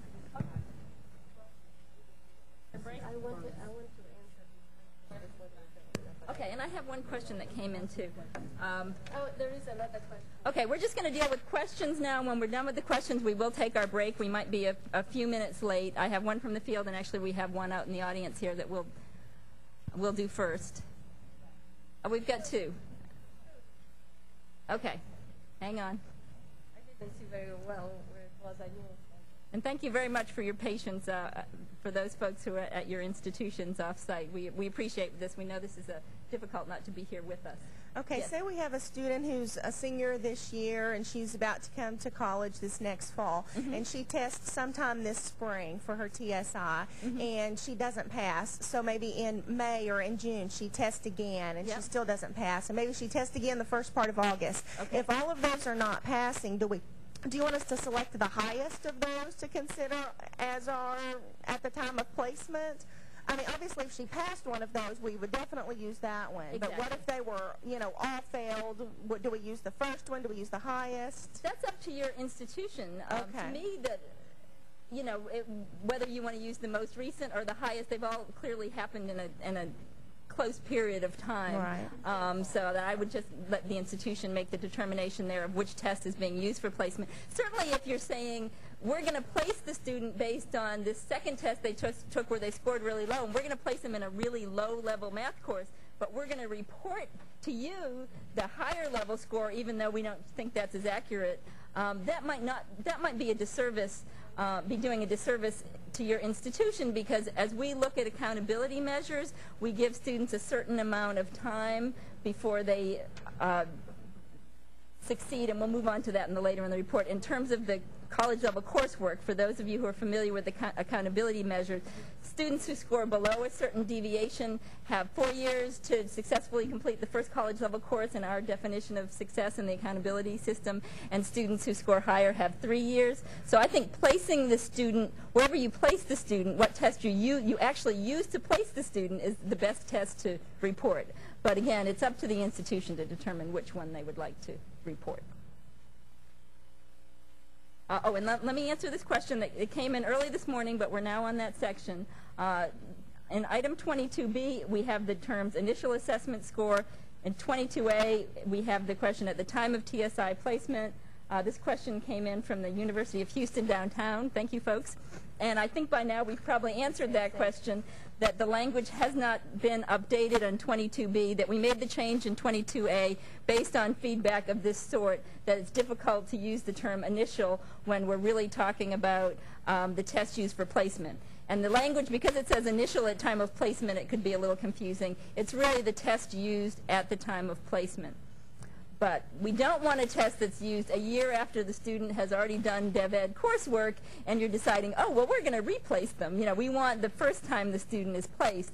That's why the term initial may be a little bit helpful. But I think at the time of placement, when you keep in mind that this is the first time the student is placed, which is generally how we think in terms of placement, that it's going to be the first time, that's what we want for that one time the score is going to be reported to us. So it's just once, but it's important that we have it, the score that's used for placement when you do report that. Okay. Oh, and I guess someone else wrote in the same question. Very good. I'm glad people are paying attention out there to the report. And again, thank you very much. We appreciate the feedback. And as we move through, we have had some areas where we have made changes and maybe haven't been consistent carrying it all the way through. So we appreciate you pointing that out to us, and we'll go ahead and make sure that's consistent across all the items. Okay, I'm sure everyone's probably... no, we have more questions. Okay, we're going to keep going with questions. I want to respond to some questions that came from the institutions. I think some of them were answered. It's about the flex student and the regular student. We talked about it. The flex student will have, if it's a new student that starts at flex, will have all the information possible. The regular reporting, so for the same student, will be as previously reported, even though both of them may happen in the same semester. Other set, a fairly number of questions came about the summer reporting. We switched from one summer to 2 semesters during summer at the request of the community colleges, because it is easier and it's easier to match with CBM 1. Universities will still report one summer semester. They will pick summer 1. So you do whatever you do for CBM 1 in the same way. And somebody asked if one summer reporting will be available. The answer is no. There will be 2 summer semesters on the report. Well, it's the same report, but community colleges will report separately for summer 1 and summer 2. If you have only one summer semester, then pick summer 1.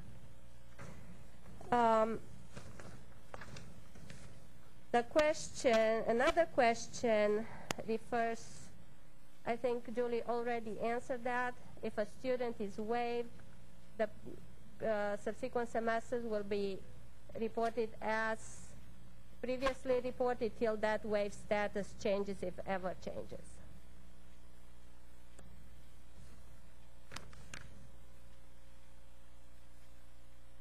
Academic and technical courses. I didn't really talk much about it because I figured out community colleges know which one are their technical courses. They are the welcome courses. They are the courses that were approved for your institutions as technical courses. You report those courses on CBM 4 as technical. So there's nothing changed.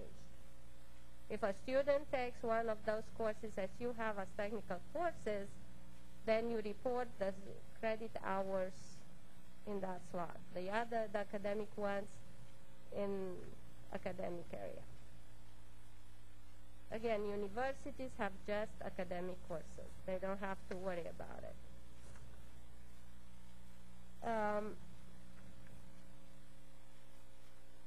We want every undergraduate student from CBM 1 to be reported on CBM 2. No graduate student will be reported, not postgraduate student that waits to be admitted in a graduate program. But if you have a student with a baccalaureate degree that, let's say, goes back to community college for an associate degree or is enrolled in another baccalaureate degree, then that person would be reported. There is a question about AP, if it scored 3, 4, or 5. Again, AP, IB credits are decided by your institution. You need to read the rules that allows you to do that. And it will be decided by your institution. That's how they get the credit. That's how the status is determined. I think that's pretty much all the questions. Okay,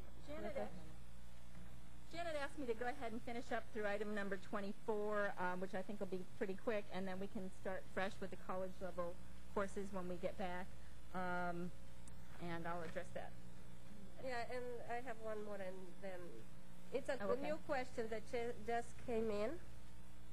Why we don't have an item that identifies yes or no whether a student is TSI complete in all 3 areas, because there are not many in that situation. And we can figure out very easily who is completed in all 3 areas just combining the 3 questions that we have, one for each area.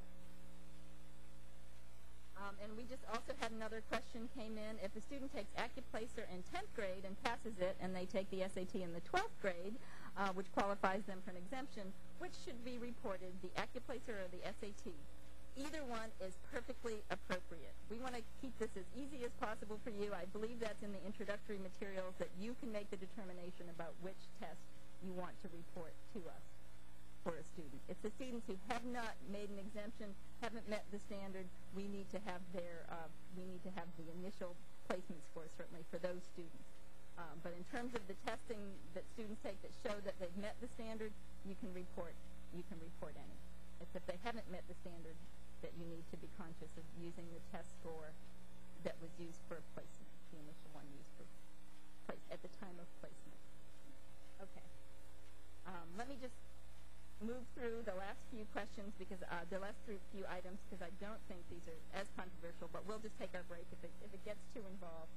22B, again, the TSI assessment at the time of placement, and we're going to change the language there, the math TSI assessment score at the time of TSI placement.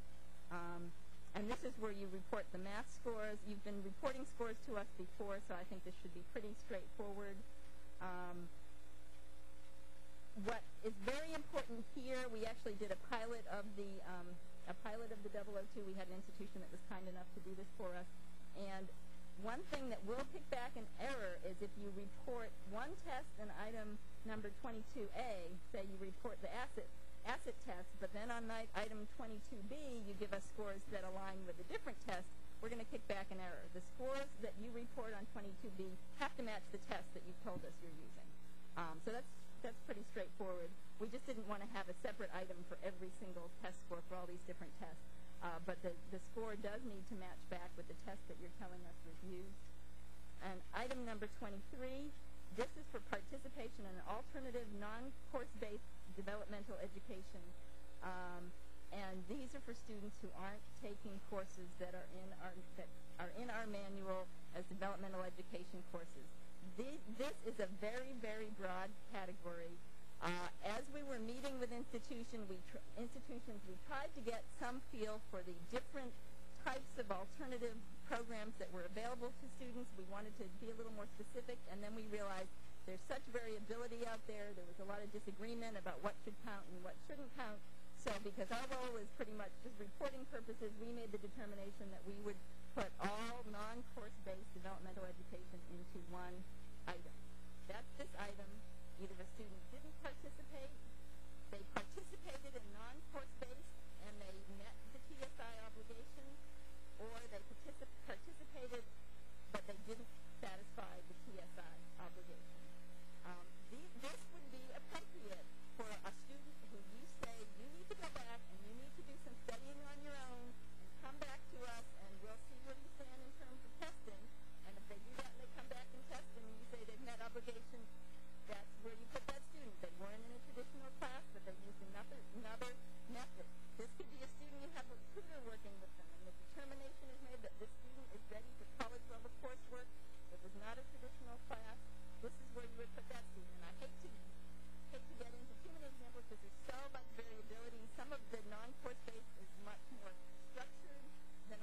course-based, this is kind of a catch-all category for students who initially had not met the standard. Something was done. There was some kind of intervention that doesn't fit the traditional category of course-based, where you have courses that you can report to us, and you'll see for the course-based we're very specific. But this is the catch-all for all those other students. But sometime down the line, it would be great to have more specifics. We would truly like to learn more about what's going on out there in terms of non-course-based. Tamara will tell you there's some really innovative things going on in institutions, really exciting. We'd like to be able to track those students. For now, because we don't know enough about what's going on, we've put it all into one category. At least we'll be able to say, see, these are the number of students who didn't follow the traditional course-based route when they hadn't met the obligation. They were offered some kind of an alternative. And again, for some students, maybe they'll just come back the next semester and test again, in which case, this is where you report them. You give us a test that we use for placement, but this is where you want to report them. If they've done something, if something's happened from the time of the initial test for placement and later on that wasn't a traditional course. I know that goes on. Yes, we have a question in the back? Okay, thank you. And I'll go ahead and repeat it.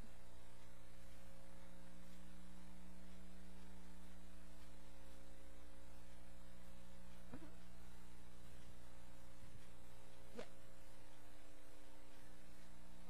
We also require that when those students are in non-course-based remediation, they retest, and they can't successfully complete their TSI obligation until they pass the test. Okay. So, say in the fall semester, they're in non-course-based remediation, but they aren't going to take that test until after the semester ends, and so they're into the next semester, and that's when they, we hope, please Lord, when they complete the obligation. Right. So when would we report, or would we report that student both times? Okay. Well, you're going to report that student as non-course-based for the Right. semester that they're doing it, and this moves up. This is a very nice transition to item number 24. If they satisfy the obligation based on how you determine at your institution, if it's through additional testing, then if they test by the end of the semester, so you know at the end of the semester that that student's satisfied, then you tell us on number 24 that they met the standard during the semester, during that period. These are students, this category is very clear that it's either the student hasn't satisfied yet, the student satisfied at your institution during the semester, and if it was through non-course based, it's number 23. If it's through courses, we've got all the course information at the very end of the report that you'll see later. That's where you tell us, yes, they satisfied in some way, and then the other items on that report will tell us how they satisfied, whether it was through non-course based or course-based developmental education. And again, the non-course based is very broad category. This is the catch-all category for students who did not meet PSI on the placement test but have not done traditional DEV. And at some point it would be great to have more specific information, but for now, this is the category. Now, again, I'm going to go back because I didn't repeat the question, and I apologize once again. I'm not sure if I was told that some of the questions are coming through. But again, this is a question for students who are put into some kind of non-course-based developmental education during the semester. Then they are tested again. The institution makes the decision to test them again to see if they've met PSI. How are those students reported? If they are tested again during the semester of the report and they've satisfied at the end of the semester after the intervention, they're reported on 24 as 1. Yes, at my institution this semester, they're reported on 23 as yes, participated and satisfied PSI obligation for math through this method. Okay. Yes. Oh, I'm sorry. So we hope it's pretty clear cut. What you're going to notice in this report, and you've probably already noticed, is there are some answers which are previously reported, and there are some answers that have to do with current reporting. Previously reported would be if you already know the status of the student when you're reporting on them. And I don't think there's a need to go through item by item, but I think it's important to be conscious of that. And for number 24, we added the word already because we want to make it clear that if you're reporting a student was already satisfied someone who when the semester started, they were satisfied. We want to make sure we're getting information about everyone, that we're not losing people because institutions are intervening, they're doing something, the student's meeting the standard, but they're just being reported as satisfied or previously satisfied. We want to know at that first point what happens when the student's satisfied. After that, you've reported it already, that's when previously reported. Okay. Oh, we lost the sound. Okay, we're going to take a break and see if we can get the sound up and running. Thank you all so much for your patience.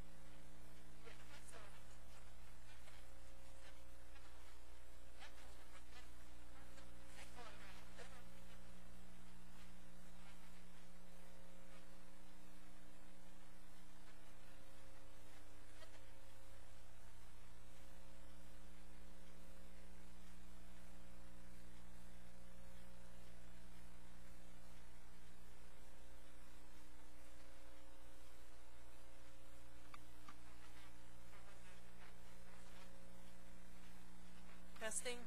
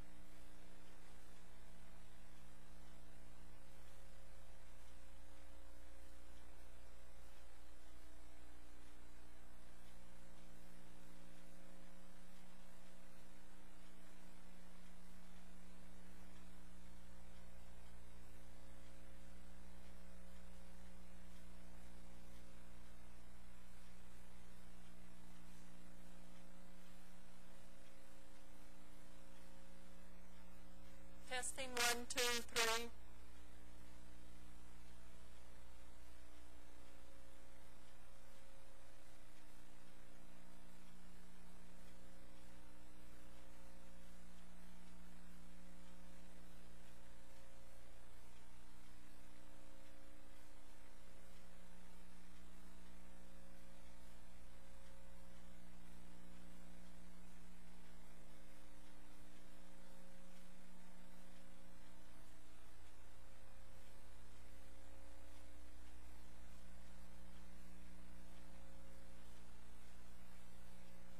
Okay, in order to get finished today, I think we're going to start. We can lure Julie back up here.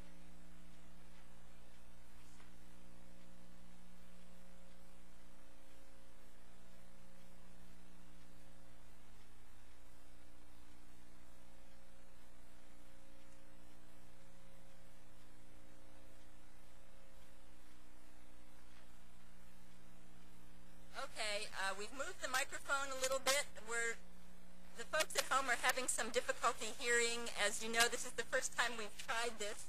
I'm glad that you all are here at least, and everything is coming through clearly for you. But I'm going to make an effort to stand in the right place. I guess it's not the volume of my voice, it's the location with the microphone. So if we can get information back from the people who are watching off-site, if this is working, if this is not working, if you could just send an email and let us know. At least the emails are working well. We're getting your questions. We're getting your feedback about the sound.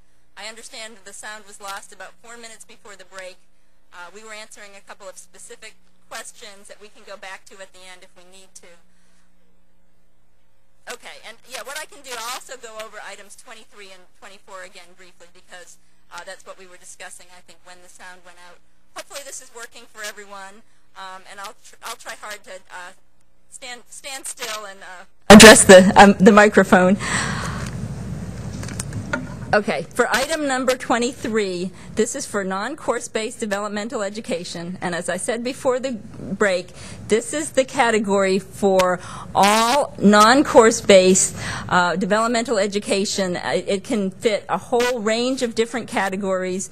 We grouped it together. Any kind of intervention that happens with a student, whether it's something in a learning lab, whether it's sending a student home with a book, whether it's waiting and doing later testing, any kind of intervention with a student that is not course-based and is not what fits our course-based definition, which we'll see when we get to the next items, that all is grouped here in this one category.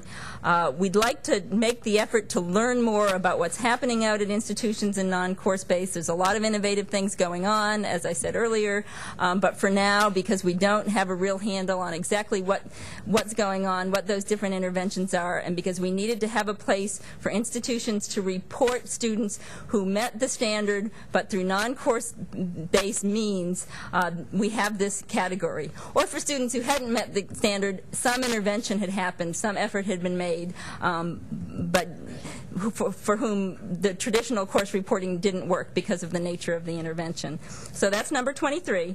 And then number 4 is our category, basically to check and see the status of the student at the end of the semester. So this is for students when there has been some kind of intervention, whether course-based or non-course-based. Some activity happened in relation to TSI. This is where you tell us if TSI is not yet satisfied, or whether TSI, yes, was satisfied at your institution during the semester, or in the case of option 2, whether TSI was already satisfied at the beginning, which means you already would have reported it to us that way, or the student was previously reported to us as having met TSI. So that's item number 24. It's very helpful for us to be able to look at the beginning of the semester at status and then look at the end and see if it's changed. We're in terms of reporting and what we look at, this is an important item for tracking students through the system, for tracking interventions. Okay. Yes, we have a question? On number 24, if yes. the person is exempt, do we just leave it blank? No, we prefer to have answers, so the answer for a student who's exempt would be 2. Okay. It was already satisfied. Yes. Oh, I'm sorry. Go ahead and repeat the question. Okay. My question is item number 24. If I have people exempt in 21A, what do I put on 24? They're not at my institution? How can it be that when they took a test, ACT, SAT? Well, we don't say satisfied at my institution on item number 2. We just say already satisfied at the beginning of the semester. So this is where you're going to be reporting any student who's already satisfied TSI in any way. Okay. Either they're satisfied, they did it at your institution during the semester, or it was already satisfied either at your institution or at another institution. That's a good question. Okay.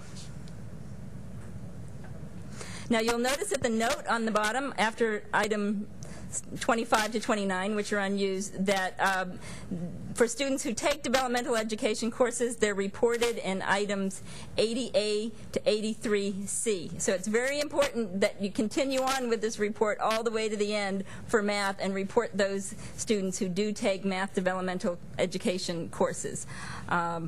Okay, now we're going to move on. We have another question that came in. Just a minute. Go ahead. We received a question that links question 24 with question 20, the beginning and the end of the semester. And we went back and forth in question 20 between beginning of the semester and census date. Well, census date for regular classes is 12th class day. In the end, that's what you report on CBM 1, the students who are in the classroom on 12th day. If they weren't there, then probably you don't report them. By the census date, I assume they are already in the classroom, placed somewhere. So it's a little bit more difficult with the flex courses, because the flex courses don't start at the beginning of the semester, but they have a census date. Each course has a census date. So that's why you see the census date there. Either that corresponds with the beginning of the semester, or it's the census date for a flex course that doesn't correspond with the beginning of the semester. The bottom line is, was a student meeting the requirement when they started their first course in that period? And what is the situation when that period of reporting ended? That's all this is about. And the 2 questions came out from the discussions with the institutions, with the representatives of the groups. It seems that it made more sense. So we know the progression in developmental ed and all this readiness initiative.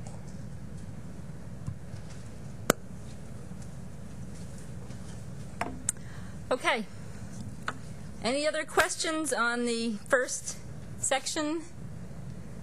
I think we're ready to move on to the first college-level math course. And as I've mentioned before, information about students' performance in first college-level courses in the TSI areas in math, reading, and writing are an important part of our accountability system measures that tie to DevEd, because success in a first college level course indicates that a student, in fact, is college or was college ready and was able to move into college level coursework and be successful. The item 30 is the credit for the first college level coursework in a previous reporting period. Okay, so this is where we're looking at the period before the report coming in. Has the student previously successfully completed college level math with an A, B, or C? So this would be a student, for example, in the fall who took a college level math course, and then in the spring you're going to be reporting the results of that course to us. When we say 0, no, not satisfied, that means not satisfied the requirement for successfully completed a college level math course. That doesn't have to do with TSI satisfied. That has to do with satisfying the requirement that a student receive an A, B, or C in the first college level course. Okay? 1 is yes at my institution. And we remind you that this is previously reported. This is not for the semester. We have number 2, yes, at another institution. This could be any institution. That's why we've used the term broadly. It could be a Texas public or a private. And then we have a category 3 for credit otherwise awarded. And we're going to make a change here that was suggested, and I think you'll all agree with this. We're going to say credit otherwise awarded by this institution, because if another institution determined that credit was awarded through, for example, credit by exam or dual credit, you might not know that. So we decided that rather than have you as an institution be in a position of trying to determine where the credit was, whether the credit you're receiving from another institution was from AP scores or from a dual credit course, you can just report to us that the credit was awarded at another institution. But at your institution, if the credit was awarded in some way other than taking a college level class at your institution, then go ahead and report it as credit otherwise awarded for that student.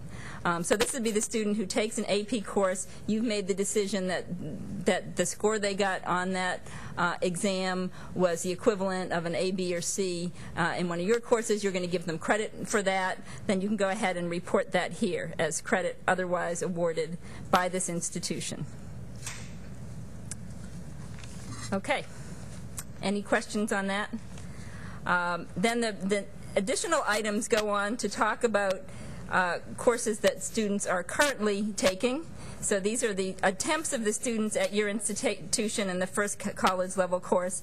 And again, an A, B, or C is required or is needed to satisfy this requirement. Pass-fail does not satisfy the requirement, but we have included it in the options, as you will see, and I'll talk about that in a minute. Item 31, enrolled in CB-approved college-level math course. Either you've previously reported the student as having met the requirement of receiving an A, B, or C in a college-level math course, or yes, they're enrolled this semester, or no, they're not enrolled. Clearly, a yes or a no would work for a student who is in the course right now. For the yes, whether they've met the requirement or not, we don't know that yet. The no is for a student who's not in the course right now and hasn't been previously reported to us. Okay, so this is a situation where you have students who have already taken the course, and now you have students this semester who are in the course, and this is where 31 through 33 continue on. We want under 32A, we want the subject prefix for the course in the ACGM manual, and for 32B, we want the course number. It's really helpful for us to know which college level course is being reported. It is up to the institution to make the determination of which course they want to report for us for the first college level course in a subject area. Obviously, the course needs to be related to the subject area, but it's the institution's determination which course they want to report to us.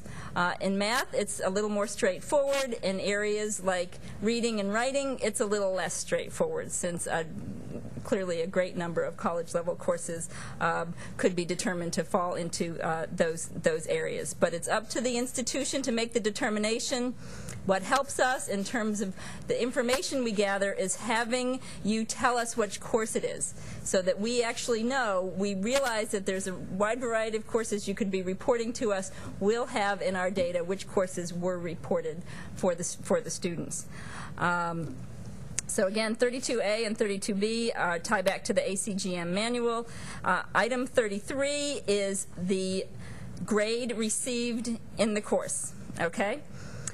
0 is previously reported or not applicable. A, B, C, D, F, no credit. I, incomplete. What we've done is we've added withdrawn and credit passed so that these answers will match up with the answers for the Dev Ed courses. So, and this was a suggestion made to us at a meeting, that we want to be consistent in terms of when we're asking for performance in a course, whether it's in a college-level course or a developmental education course. We want to be consistent about how we have them reported. So we tried to have the numbers match up as you go down the line as best as we could with the developmental education courses. Obviously, the college-level courses don't have categories such as E for effort, so we don't include that, which I believe you will see later. But we do have, we do try to be consistent there. Although credit passed can be answered, this does not meet the requirement for an A, B, or C in a first college-level course. So if you're reporting a student in a course and the student got credit for that course, in our records, the student will not have met the requirement for the first college-level math course. So it's very important to remember that that A, B, or C is needed, even though we have options to show credit. Another thing that came up in a meeting, and we want to make sure is very clear, is that the institution can make a determination. The institution can not only decide which course to report if it relates to the subject area, but they can report in continuous semesters students attempting the first level college course in an area. This is because in our reporting system, students have up to 3 years if they were not TSI ready when they were first placed and they were scored above the deviation on the test. The students have 3 years in our accountability measure for success to get an A, B, or C in that first college level course. Students have 4 years if they scored below the deviation, so that it is acceptable for institutions to report a student in this category more than once if they haven't met the standard. However, you need to keep in mind that we will be tracking these students, and if a student hasn't met the standard and they do not meet the college level course requirement during the time period, then that student will show up as having not met the requirement. So that's the important piece of information to know here. And I believe that that has been the practice in the past in terms of reporting the first college level course. At least that's the feedback that we've received, that there is a period of time, there is a window where we look at this information, and if a student does receive an A, B, or C in the first college level course during this window, then they're considered to have met the requirement for our accountability purposes during that time period. But it is helpful for us to see all the courses that a student has attempted. Even if they don't pass, it's good for us to have that information and to see the student's performance. So it's important to report across the board for students in the first college level course. You're going to have situations in a semester where a student takes 2 different courses that you think apply to a particular subject area, such as in reading. The institution can make a determination of which of those 2 courses to report. This is very much up to the institution to determine which is the first college level course in an area. But we just need to have the information that the student has received an A, B, or C for us to count the student as having met the requirement. And again, we have time frames. For students who come into your institution and have met the TSI obligation, there is 1 year. Those students are college ready. According to our system, and we are interested in seeing whether those students who statewide have been determined to be college ready are being successful when they take that first college level course. So there is 1 year for those students in the system. So again, this is where the CBM 002 ties into our accountability system, our reporting system. We had to be conscious of this also as we went through the process of creating the manual. Okay. Are there any questions about the college level courses?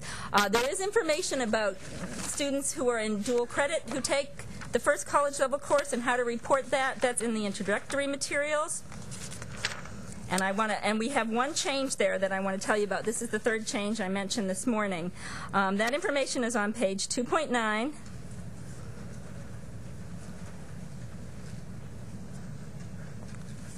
And we have a situation where, as I mentioned before, the very last sentence has to do with reporting that the student with a C or better. On items, you can look for item 31, that we're going to ask that the student be reported as meeting the standard at another institution if they've done dual credit or AB or something, AP or something comparable at another institution. And only if they do it at your institution should you report it as such on 31. But this also has further information about the fact that, yes, you can be reporting those students because these are the first college level courses that these students are taking. You can report those courses if they're dual credit.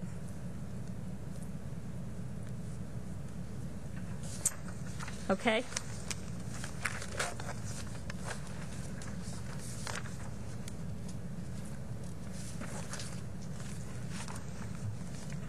Wow, it's very quiet. It does start to go. Maybe it's Friday afternoon. Maybe it does start to go faster as we move on. I'm not going to go through the data items for the reading and writing sections. As I said before, they pretty much match what we have in the math assessment and status section. I will mention a couple places where there are differences.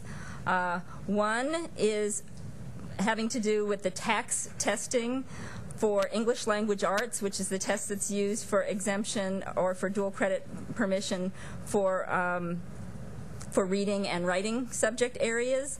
On that test, students have to receive both a scale score of 2200 and a writing subsection score of a 3 or a 4.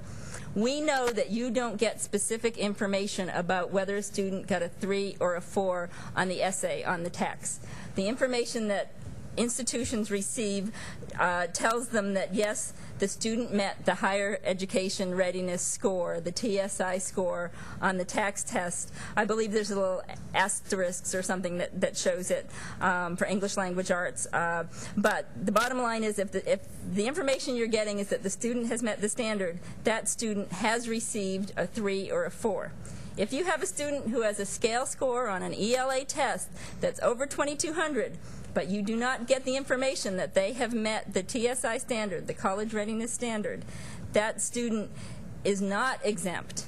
That student has not met the standard because they did not get a 3 or 4 on the exam. In the case of dual credit students, if they don't get a 3 or 4 on the writing section, they are not qualified to do dual credit through this particular exemption.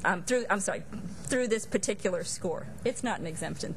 So the waiver for dual credit only applies if there's a 3 or 4, and the exemption for tax for meeting TSI obligation only applies if there's a 3 or a 4 on the test. We know you can't report to us they had a 3 or a 4, so you would report to us on item 41A that number 4, there is an exemption.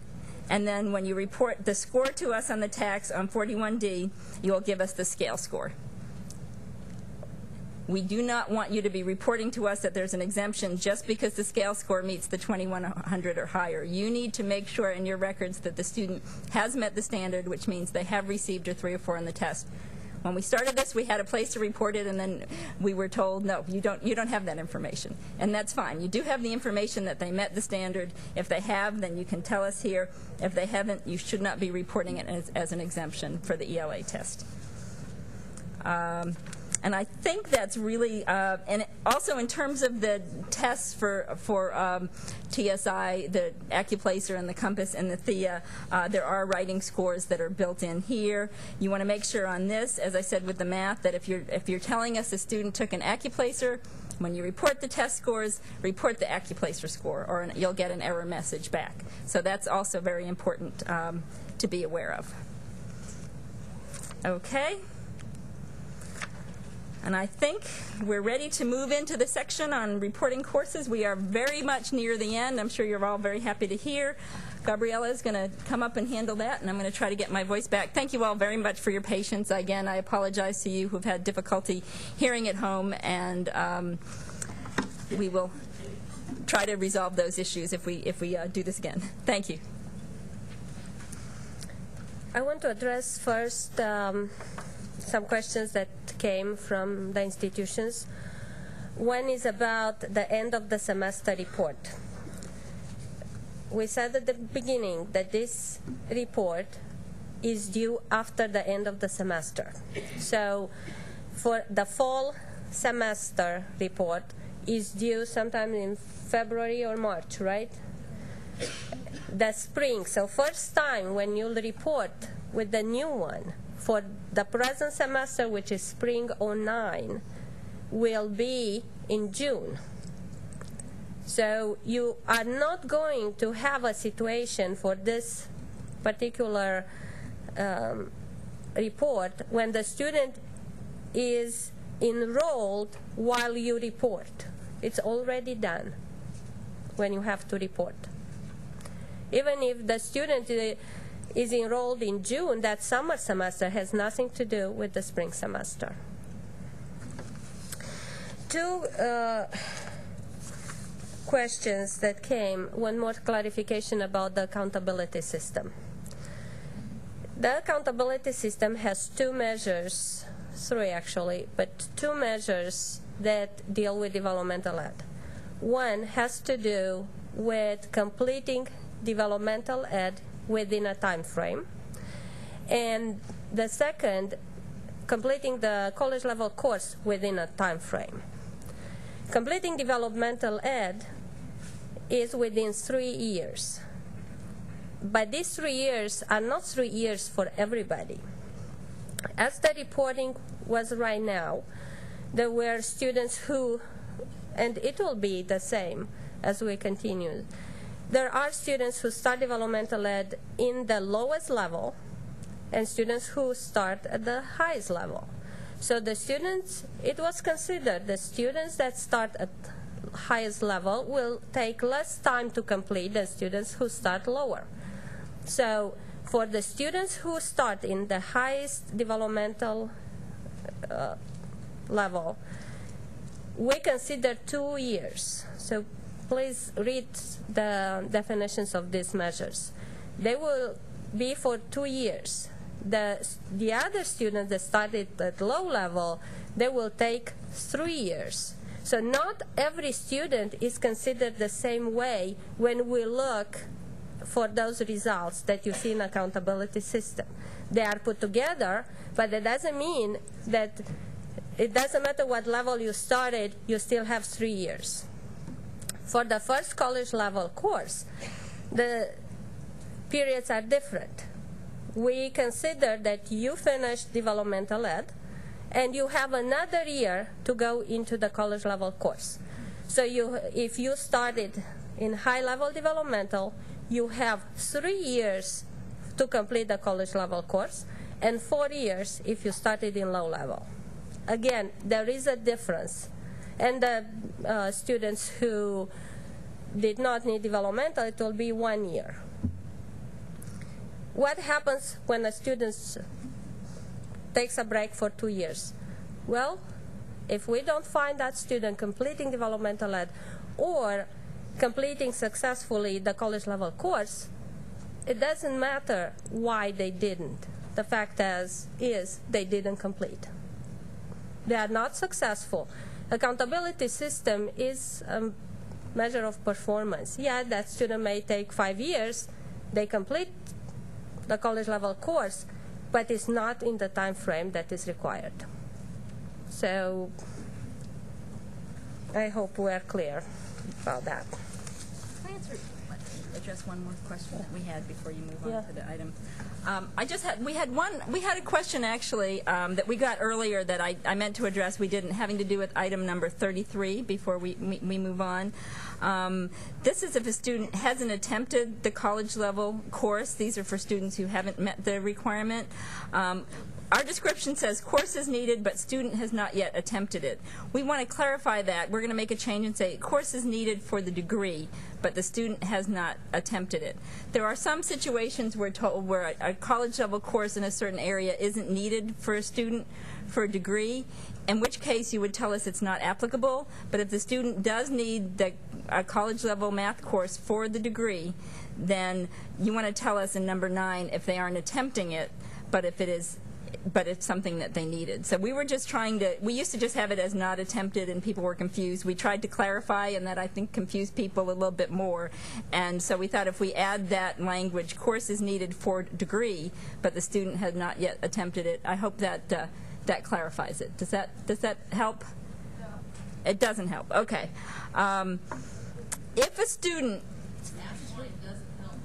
okay, why is it? Yeah, why doesn't it help? Thank you.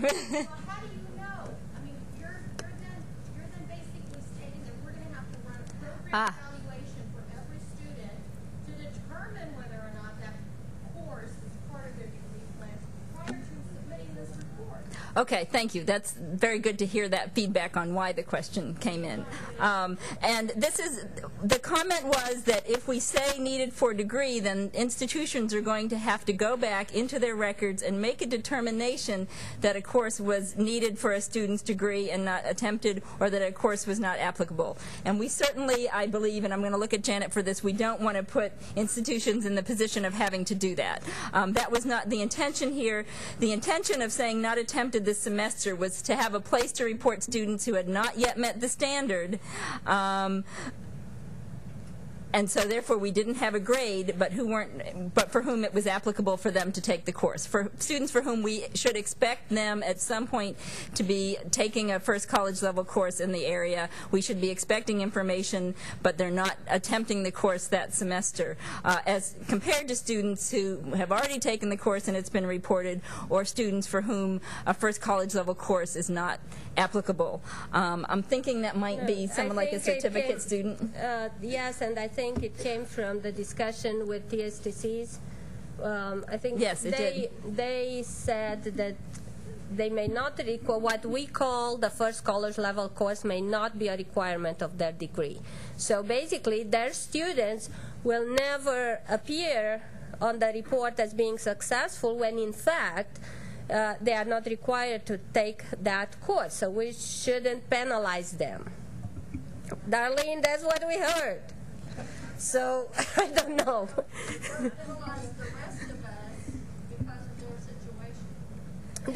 No, it's not our intention to ask you to go and look for a degree. We just want to make the distinction between the student didn't want to take it this semester, so he's still going to eventually when he decides. Because we found that maybe a student finishes developmental math and 2 years later he takes the college level course. Because nobody can force him to take it faster than that. And the student did not take it because he doesn't have to. It's in a certificate program, for example. No, because, well, it's not applicable. Right, it's not applicable if they're in the certificate program. Not attempted. Right. When in fact he should attempt it at one point. Right. He decided not to enroll this semester. Right. And we had people asking us before, what's the difference between not attempted and not applicable? Please don't go and do degree audits, because that's not the intention here. No. It's just to make the difference between student did not enroll because he didn't want to, and student did not enroll because he doesn't have to. That's all. Yes. Right.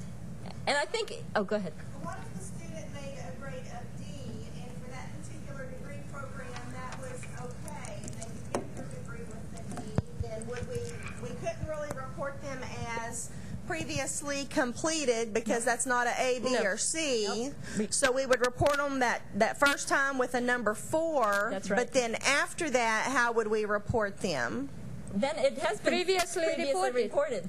You reported to us the students' performance in the first college level math See, course. it's because you report grades right So it now. doesn't matter what we've previously reported, just previously reported. yes. But if they repeated it for some reason and now made a higher grade, then we would go to the next grade level. Yeah, you can Okay, report it. gotcha. Yes. Yeah, or if you have it withdrawn, that's why we added the withdrawn. If the student withdraws but then enrolls in the course in another semester, then you can report them with the grade when they do enroll with that in another semester. This has also to do with accountability system, where the measure is successfully completing the college level course. Successfully completing means A, B, or C. So in your case, your student got a D. Well, he won't show up as successful in our accountability measure. That's what it means. We are going to look at the grades you reported, and yes, we are going to look a year out or for the whole period of the 4 years or 3 years or whatever that student fits into to see the highest grade that student got. So if you change the grade, we'll catch that. Yeah. So, but what I'm hearing is, for clarity, perhaps leaving for degree. Do you think that might be more for confusing? Maybe we'll add some language to the introduction, pretty much making this, we need to do a little more to explain this, I think, than just having a little blurb at the end of number 9. Does that make sense? Would that be helpful? And I don't really think it's, if either a 0 or a 9 comes in, we'll know that the student wasn't in a class that semester. We'll get the information we need. Okay. Okay. Sorry, thank you. The developmental ed course section seems very long. But the purpose was to watch for the progressions through developmental ed. Especially the developmental ed coordinators present on our group were concerned that, or they weren't concerned, but they wanted to know how the progression is. So that student is reported in a intermediate level, because that particular school has 2 intermediate levels, or because it's the same level but the student failed, or the student went through progressions through the levels, or the student didn't. So that's where it came from. We wanted to see how many hours the students were enrolled in, and also what grades. Because we were asking grades, we had to separate different levels. There were schools who told us they may offer 4 levels in the same semester. That's why you have repeated 4 times. If you don't have that, don't worry, just report 1 course, or how many that student takes into your institution that semester. So you don't have to report 4 if you don't have, but there are institutions who have that. It follows the same pattern as in the college level. We ask of the number of credits that the student is enrolled in.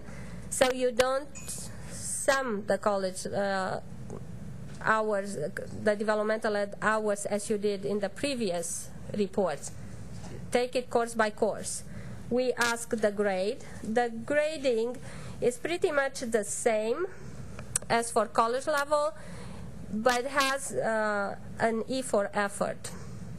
That means not credit, but we found out that it's there and students get an E. So we wanted for you to have everything possible to report.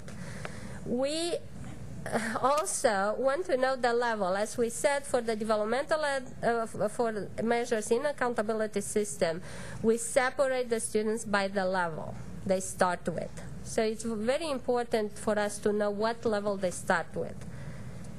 We know there are cases when the scores show that they should be in one level and they enroll in another level for convenience sake, or whatever happens. But we would like to know where they started. this language that you see here was suggested by the institutions, and we were told that everybody will know what it means if we put in the parentheses intermediate algebra or all pre-algebra or below. So, yes.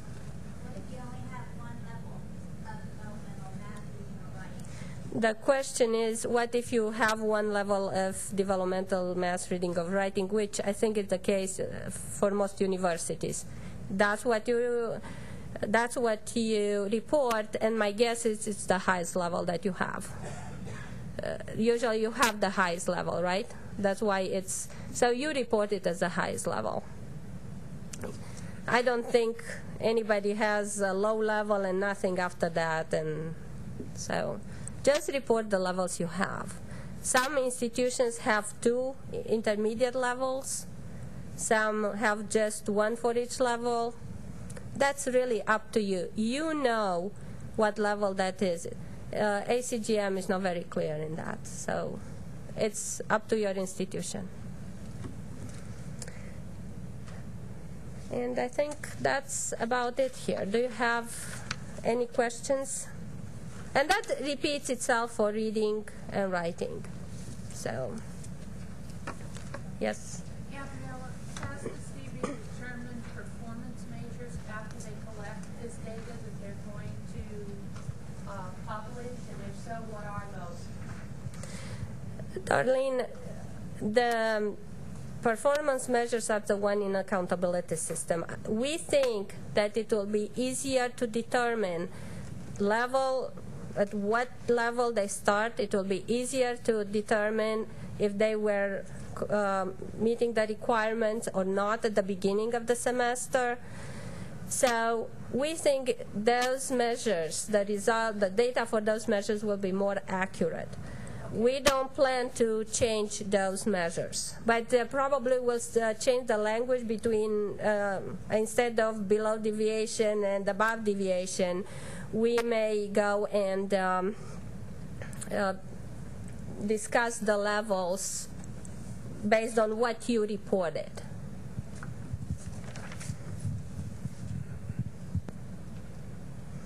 There is a question that came in. If a student is enrolled at a university but is taking developmental course at a junior college at the same time, would the university report the developmental courses? You report what is happening at your institution. We tried very hard to figure out how is reported. If, especially institutions like ACC and the UT Austin or College Station, A&M College Station and Blinn College, we are not clear that if both of them report. But if the student is not on your campus, just let the other institution report. Just report what's going on your campus. Because you'll get the credit for the student anyway. If it's your student, we'll follow those students. Let's say a student starts in the developmental ed at your institution, but the college level course is taken somewhere else. He's still taking it. You'll get the credit that your student from your cohort completed the first college level course. It doesn't matter if it's not on your campus. So just report what's going on in your institution. Yes?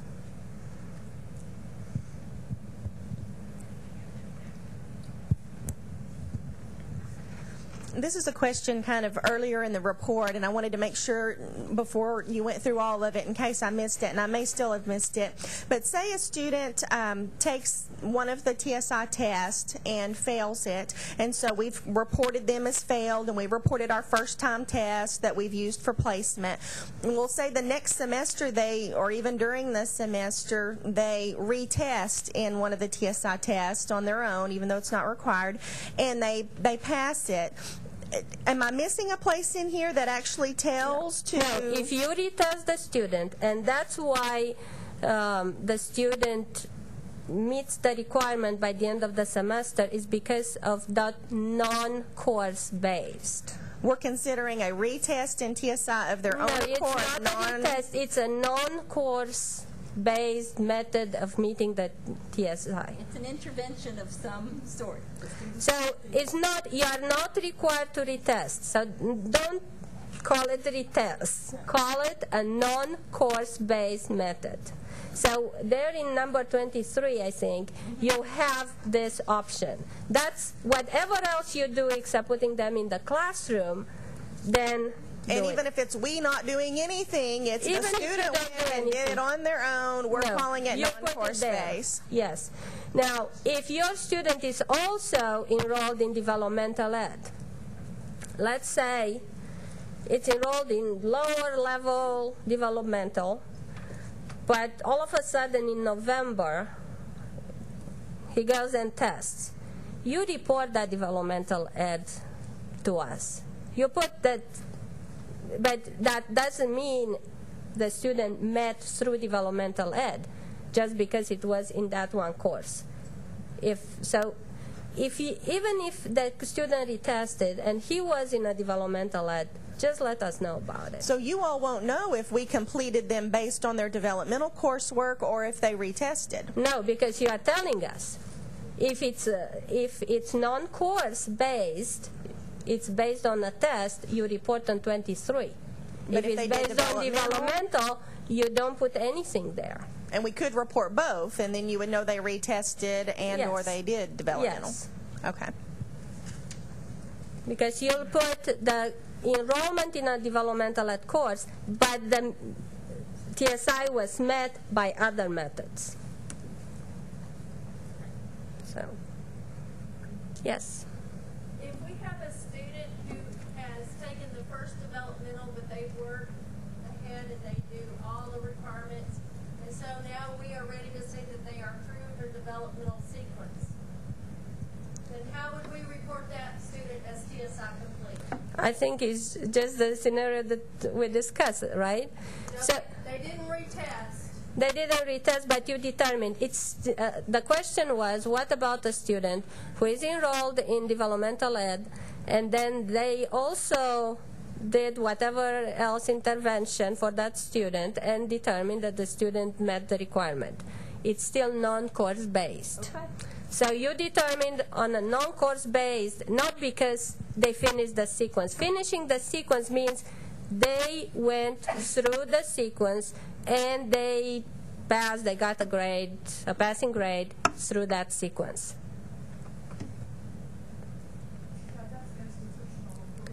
Yes. It's up to your institution. The institutions have a lot of power with TSI.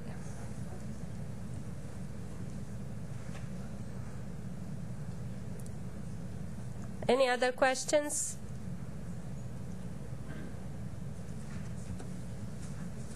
Yes, Connie. She prompted me to ask this one. Okay. Okay, I'm gonna write on her scenario. Hold on. Yeah, you know it's going to be long. Who are me? The student may or may not be in developmental education.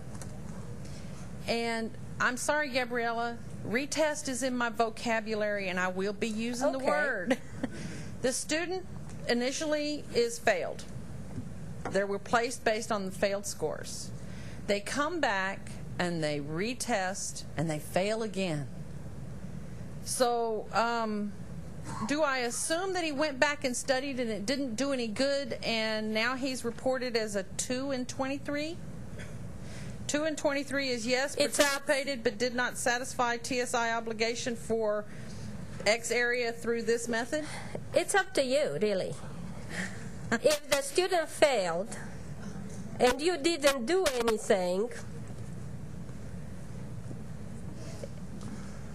do you want to say that it failed? I think all that's non-course based it's pretty much the institution, how they decide. As Julie said earlier, it's so broad. We couldn't pinpoint what everybody's doing. Initially, we thought we'll have a list, what the students did, but there was no agreement that the list exists. So that question is up to the institution. It's a little scary. It is. Well, the reason it's scary is basically you get what you ask for. And you don't ask for anything, you're not going to get anything. We cannot ask more specifically about something that is not very specific. What we hope to do is maybe follow up with a survey that goes in depth of what everybody is doing. Not us, it's not our department. But to clarify more what institutions are doing in this area of non-course based. And maybe then we can have a better discussion. But at this point, that's the best I can say. It's up to the institutions. Because see, maybe your institutions, Connie, consider that test that the student goes and takes on his or her own as being non-course based intervention, and other institution doesn't. Other institution considers only if they have tutoring, if the institutions did something. So it's very difficult for us to say, report this way and the other way. It's up to your institutions, what your institutions considers as being an activity fit into that area. We really don't want to go deeper than that and give you scenarios because it may confuse other. It may be clear for an institution but unclear for others. I'm sorry? How is a retest developmental education? Because that item number says they participated in some kind of developmental education. As I said, this is a policy that an institution has. Some institutions, a retest will consider that, and others no. Other institutions may consider a retest only if the student went through some types of tutoring. We are not here, we don't have anything that empowers us to say, this is the list, what you should consider here. So. And yet you told us to report a retest as. If that's what your institution decides to do. It's up to your institution. Okay, so if it's up to our institution that this alternative non-course-based developmental ed is not offered, but the student retests and now they pass, how do we report that? If your institution recognizes that as a non-course based activity. Okay, but my institution does not address or recognize a retest as a non-course based method of developmental ed. How am I going to report that to you then? This is the only place we have to report it. The truth is this is the only place. We were considering this the place where anything that happened in between the time the student did not meet the standard, I should put. Yeah. And I said this before, we were considering this category the place where any time a student had not met the obligation and something changed, some kind of intervention, something happened, whether the student studied more, whether they learned more in something they were doing outside of class, clearly something's changed, and the student has now been able to show that they're ready. We were considering this category so that we aren't in a situation of having multiple tests reported, because we want to just have the first test reported for placement. The decision was made that this is what this category is for. Now, we didn't want to get into adding the language here because some institutions do not retest, and TSI does not require that institutions retest, and we did not want this to give the impression that it's an expectation that institutions will retest students. But you're going to have some students who are retested who didn't initially meet the requirement. This is the place that we determined they would be most appropriate to report them, because there is no category on this report that says retest for TSI. Okay, so based on what you just said, Julie, let me make sure I'm interpreting this correctly. My institution does not recognize the fact that a student retested as an alternative non-based developmental ed. Right. So on 23, I'm going to report to you a 0 because I don't recognize the retest as that, correct? Okay. To me, they are not applicable because they didn't participate.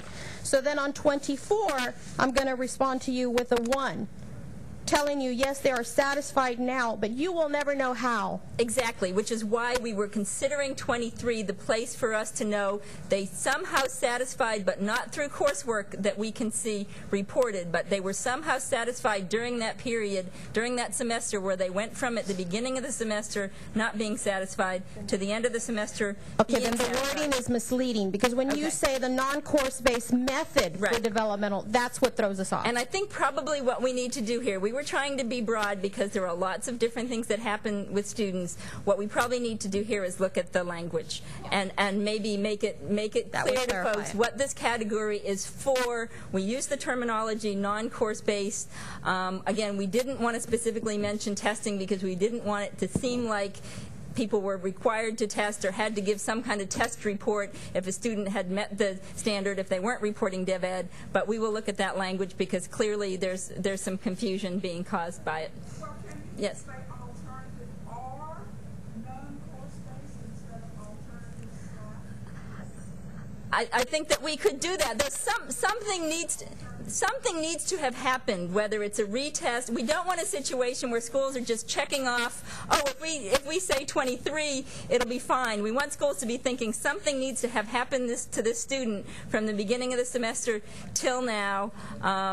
So I think, you know, we need to somehow in the language make it clear that something the student does on their own and is only reflected in a test, or something that the student just happens to test, we need somehow to reflect that this is an appropriate place to report that. Yeah, but we can figure out. Yeah, we can work that out. We can figure out, because if you, let's say it's not your policy, you report it as 0 there, and then you report 1. You report not, or report satisfied at my institution. Yeah. We'll look to see what's going on, and probably we see consistently from one institution or 2 institutions that that's what happens. Yeah. But I guess there won't be many. Yeah, and I think we will add language because we could also, as Gabriella said, we can use item 24 as a way to see if you satisfied at my institution this semester. We could use that also as a way to see, yes, something happened for the student that semester. If people would be more comfortable with that, and we'll talk this through, maybe we'll use that as the language that if they test but you don't consider a test non-course based, that if you say 1 here, that sends the message to us that something happened to that student that semester. We don't have them recorded anywhere else. So we'll just have to hope that you're telling us really that something did happen, that you had a test, that you had something go on that you don't consider course-based, but where the student did meet the standard. So we'll make sure that the language in those 2, I don't think there's a need to change the items, but we'll make sure the language is clear so institutions will know. And I just want to mention why we wanted to stay away from retest. Initially, TSI required retesting, and then the retesting went away. Yeah. So we don't want to go back to retesting, because there will be enough people who, when we see that word retest, will think about the original policy. So that's why we're not going to put the word retest there. Oh, so a minute ago, I think she kind of got close to what I was going to say. So basically what it really means is that whether or not your institution recognizes that, like a retest, as non-course based, it's a matter of you all consider it something that's non-course based, so we have to say, yes, they did do something there. So whether or not your institution does it, it's you all consider it. So that's what we need to answer and say, yes, something did happen. They did retest or they did do whatever. Whether or not it was tutoring, it's just a retest. And what we recognize is that either you want it or not, the student will do it. And if the student comes to you with the scores, you didn't really can say, you cannot say, oh, I don't want to recognize your test because whatever. So that's reality. So we accept that the student can fulfill the TSI requirement that way.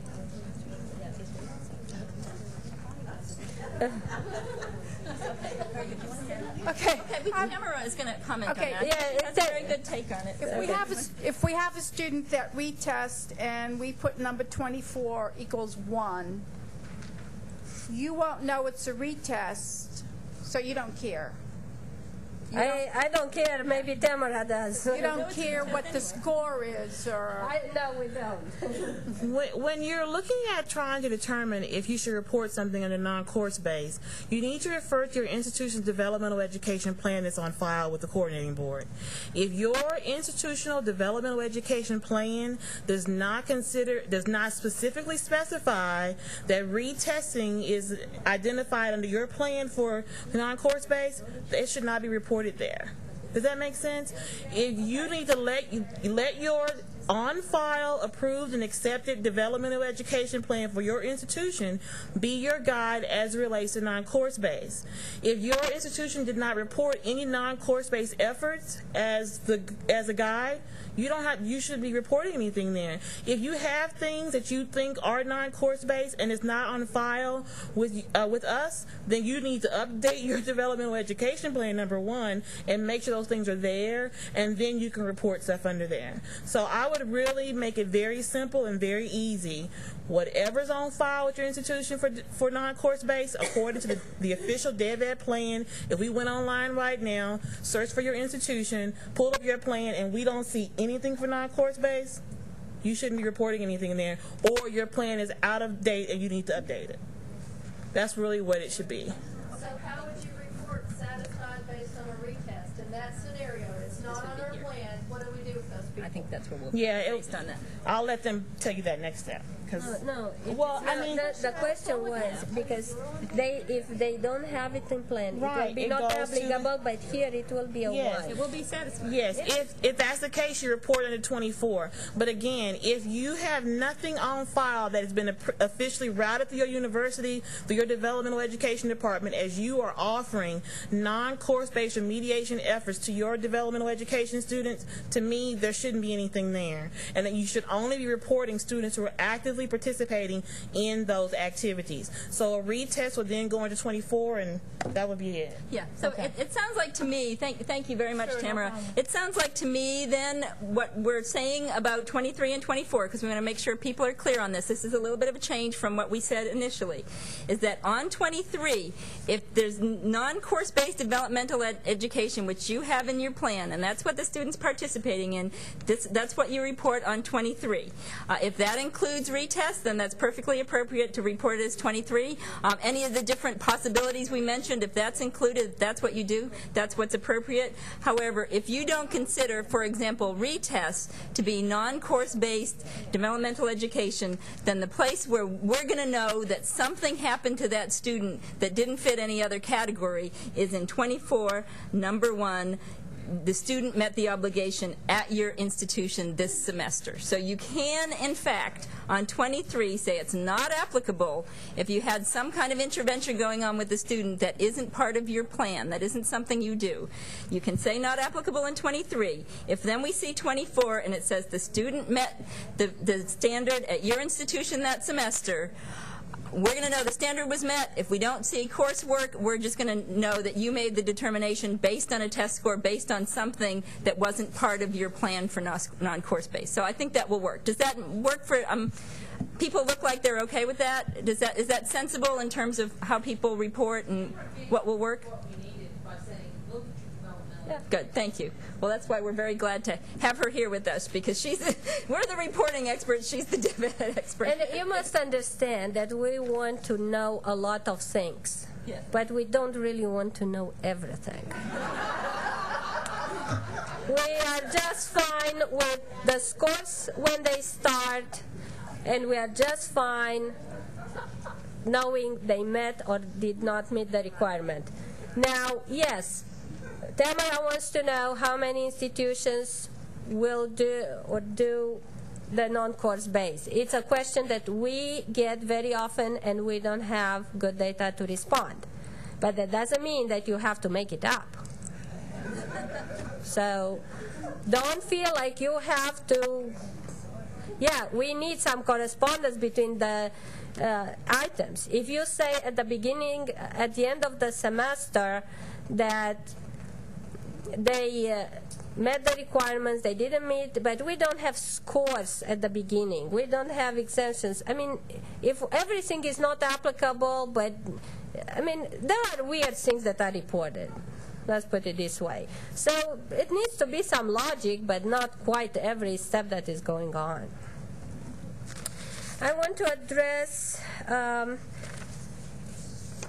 again, I think I wasn't very clear with the accountability system, because another question came, what happens with those students and with those periods of times of 3 years and 4 years that we track them?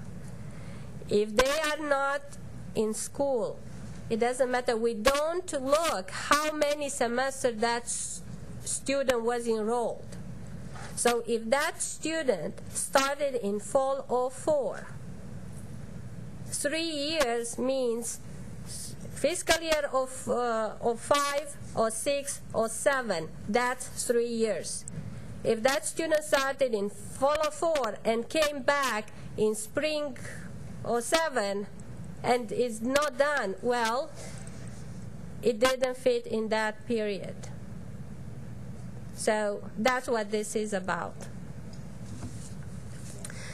I have a question that I'm not sure that I understand, so I'll read it as it came, and I'll try to answer it.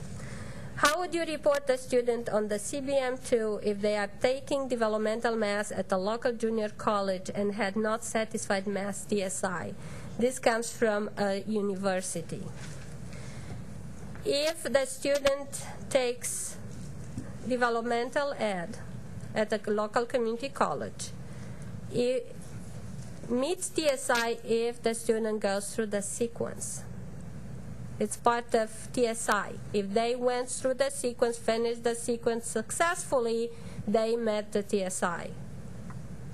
So I'm not sure. If it doesn't go through the sequence and doesn't meet TSI, the student didn't meet TSI. He needs to do something. So, and for the university, when they receive the record from the community college, even though it may be their student also, the determination was done by other institution, met TSI at other institution. So I'm not sure if I responded to the question or not, because I'm not sure about the question. There's another one. Oh, and Tamara's gone. This is one for her. That institution that university would report this though the first time out. Yes. Yeah, I do want to add, just in response to the question we just had, if the university is reporting to us for that student and that student hasn't met TSI and they're doing developmental ed at another institution, on item 20 they need to say 0. No, that student has not satisfied. Well, the community college will say the same thing. And the community college will say the same thing, okay? So it's when they ask how do you report that student, if they haven't satisfied, the university is not where the dev ed is happening. They just need to tell us the student hasn't satisfied. If the student did the testing, initial placement testing at the university can tell us that. Otherwise, it's going to be not applicable. Once the student has met the standard, yes, it followed through from what you were saying. Basically, you consider what's going on at your institution. It's that simple. Yeah. We did have another question come in about maps, and I'm going to rely on you and the audience to help me with this, because my understanding is that maps no longer exist, and Gabriella knows. She's got it. Yeah, this came during the discussion with the group that we work with, and we know maps it was about using MAP scores, and it was about the fact that students still have MAP scores, and they will be obsolete at one point, but we were told that they are not yet obsolete. So to give the opportunity to those institutions who still have those scores to report them, the scenario was something like the student came testing 3 or years ago, those are the scores, but the student was never placed. So the scores are still in the system. MAPS is no longer on the list, but they still need to use that. So it will go away. Don't worry. That's why it's there for institutions who still have those scores. It's a historical thing. Not that you need to use it.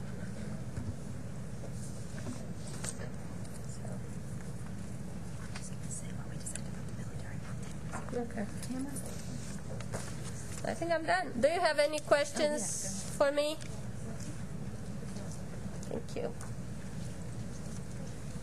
Thank you. Well, the good news is we haven't had an email in a long time from the institutions that are participating off-site. So we're hoping that either they gave up on us, or what we're hoping is that they've been able to hear more clearly in this second half of the program. We'll find out.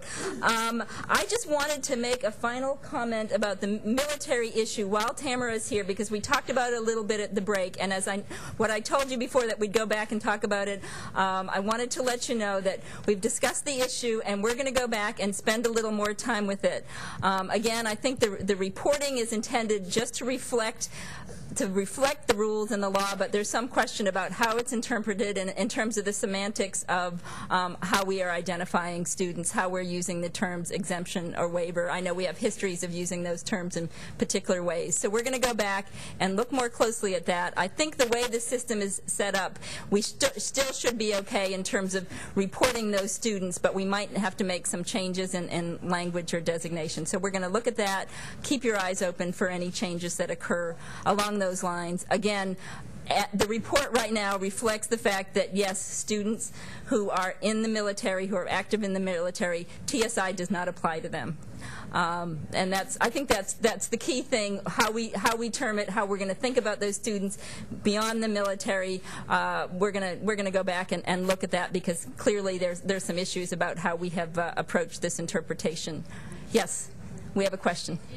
Of the fact that you're going back and doing some clarification. Yeah. I love the fact that the new 002 documentation is a separate line item on the web for us to click on, but it sure would be nice if you gave us a last updated date so that we're not printing it over and over and over and then having to manually go compare to see if you changed anything.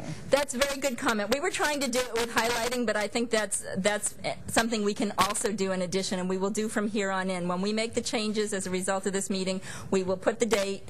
Hopefully we will be finished at that point, though I'm not going to say 100%, but we're all hoping that we will be finished at that point. We'll address that. I think there were just a couple of little things that came up today in terms of wording and some changes that we made before today that I filled you in on, but we will go ahead and make those changes. We will address the military issue, so we'll make that very clear for everyone. We just want to make sure we look at it from all angles. And then we'll go ahead and we'll post a date with the changes. And Janet, are we going to remove the highlighting at this point?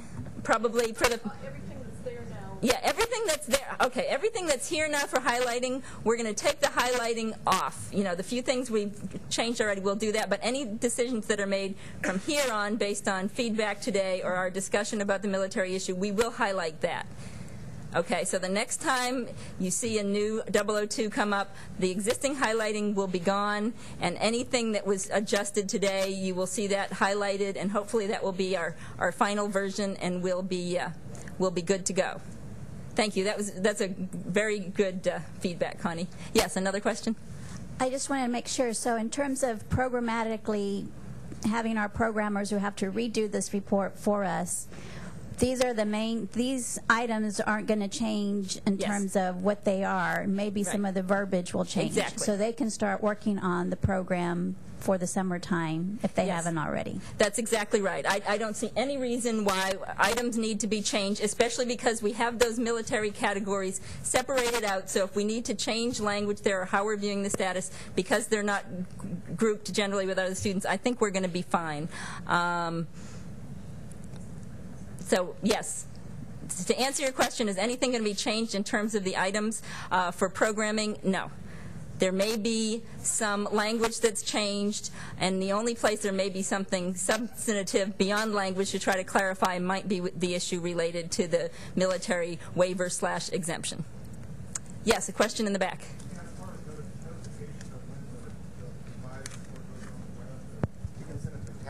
Or some other listserv. My question had to do as far as notification of when the new revised report will be available. Yeah. If you can use like TACRO or one of the other listservs to let people know that it's available.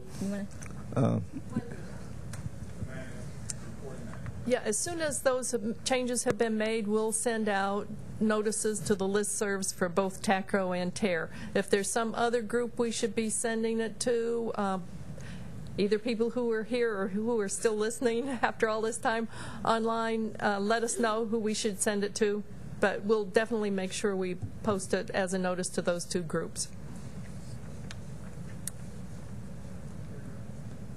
One more question coming. I asked Doug about this earlier, about when we'd be able to start sending reports up, in a testing mode, since there's not really a test environment, and you said probably 2 weeks down the road would be good. And there's no reason why we can't send your report up with the TSI stuff, even though you don't have the end-of-term grade points and semester credit hours, to make sure you got the TSI stuff right. So, since there isn't a testing environment, we got to do it in the real world. But you don't have to wait till the end of the semester, is what I'm saying, to make sure you're doing it right on the TSI part. We have done. We've gotten UTSA, Dallas County Community College, and UT are pilot testing this, and they are sending to us a back year of information. So some semester that they've already reported, and we're going to use those to make sure that they can report and that they crosswalk carefully, and then we'll also be comparing them with our past results when we run our new developmental ed measures in accountability to make sure the results are similar from this reporting and other previous reporting. So I guess, Doug, would there be any reason other people couldn't use that same thing of doing a past semester? No, just if y'all are ready to tell if they're ready to do it, just email me. Have them drop it in their output directly. Okay. Yeah. So Doug Parker is responding to this. If you're ready to go with it, just send me an email and drop it into your output directory, and we'll go ahead and run a test run on it for you. So if your programmers want to program now and then use it to run a past semester's worth of students through to see how it goes, just let Doug know you're going to do it. But that's one way to be prepared for what's coming at the end of the semester.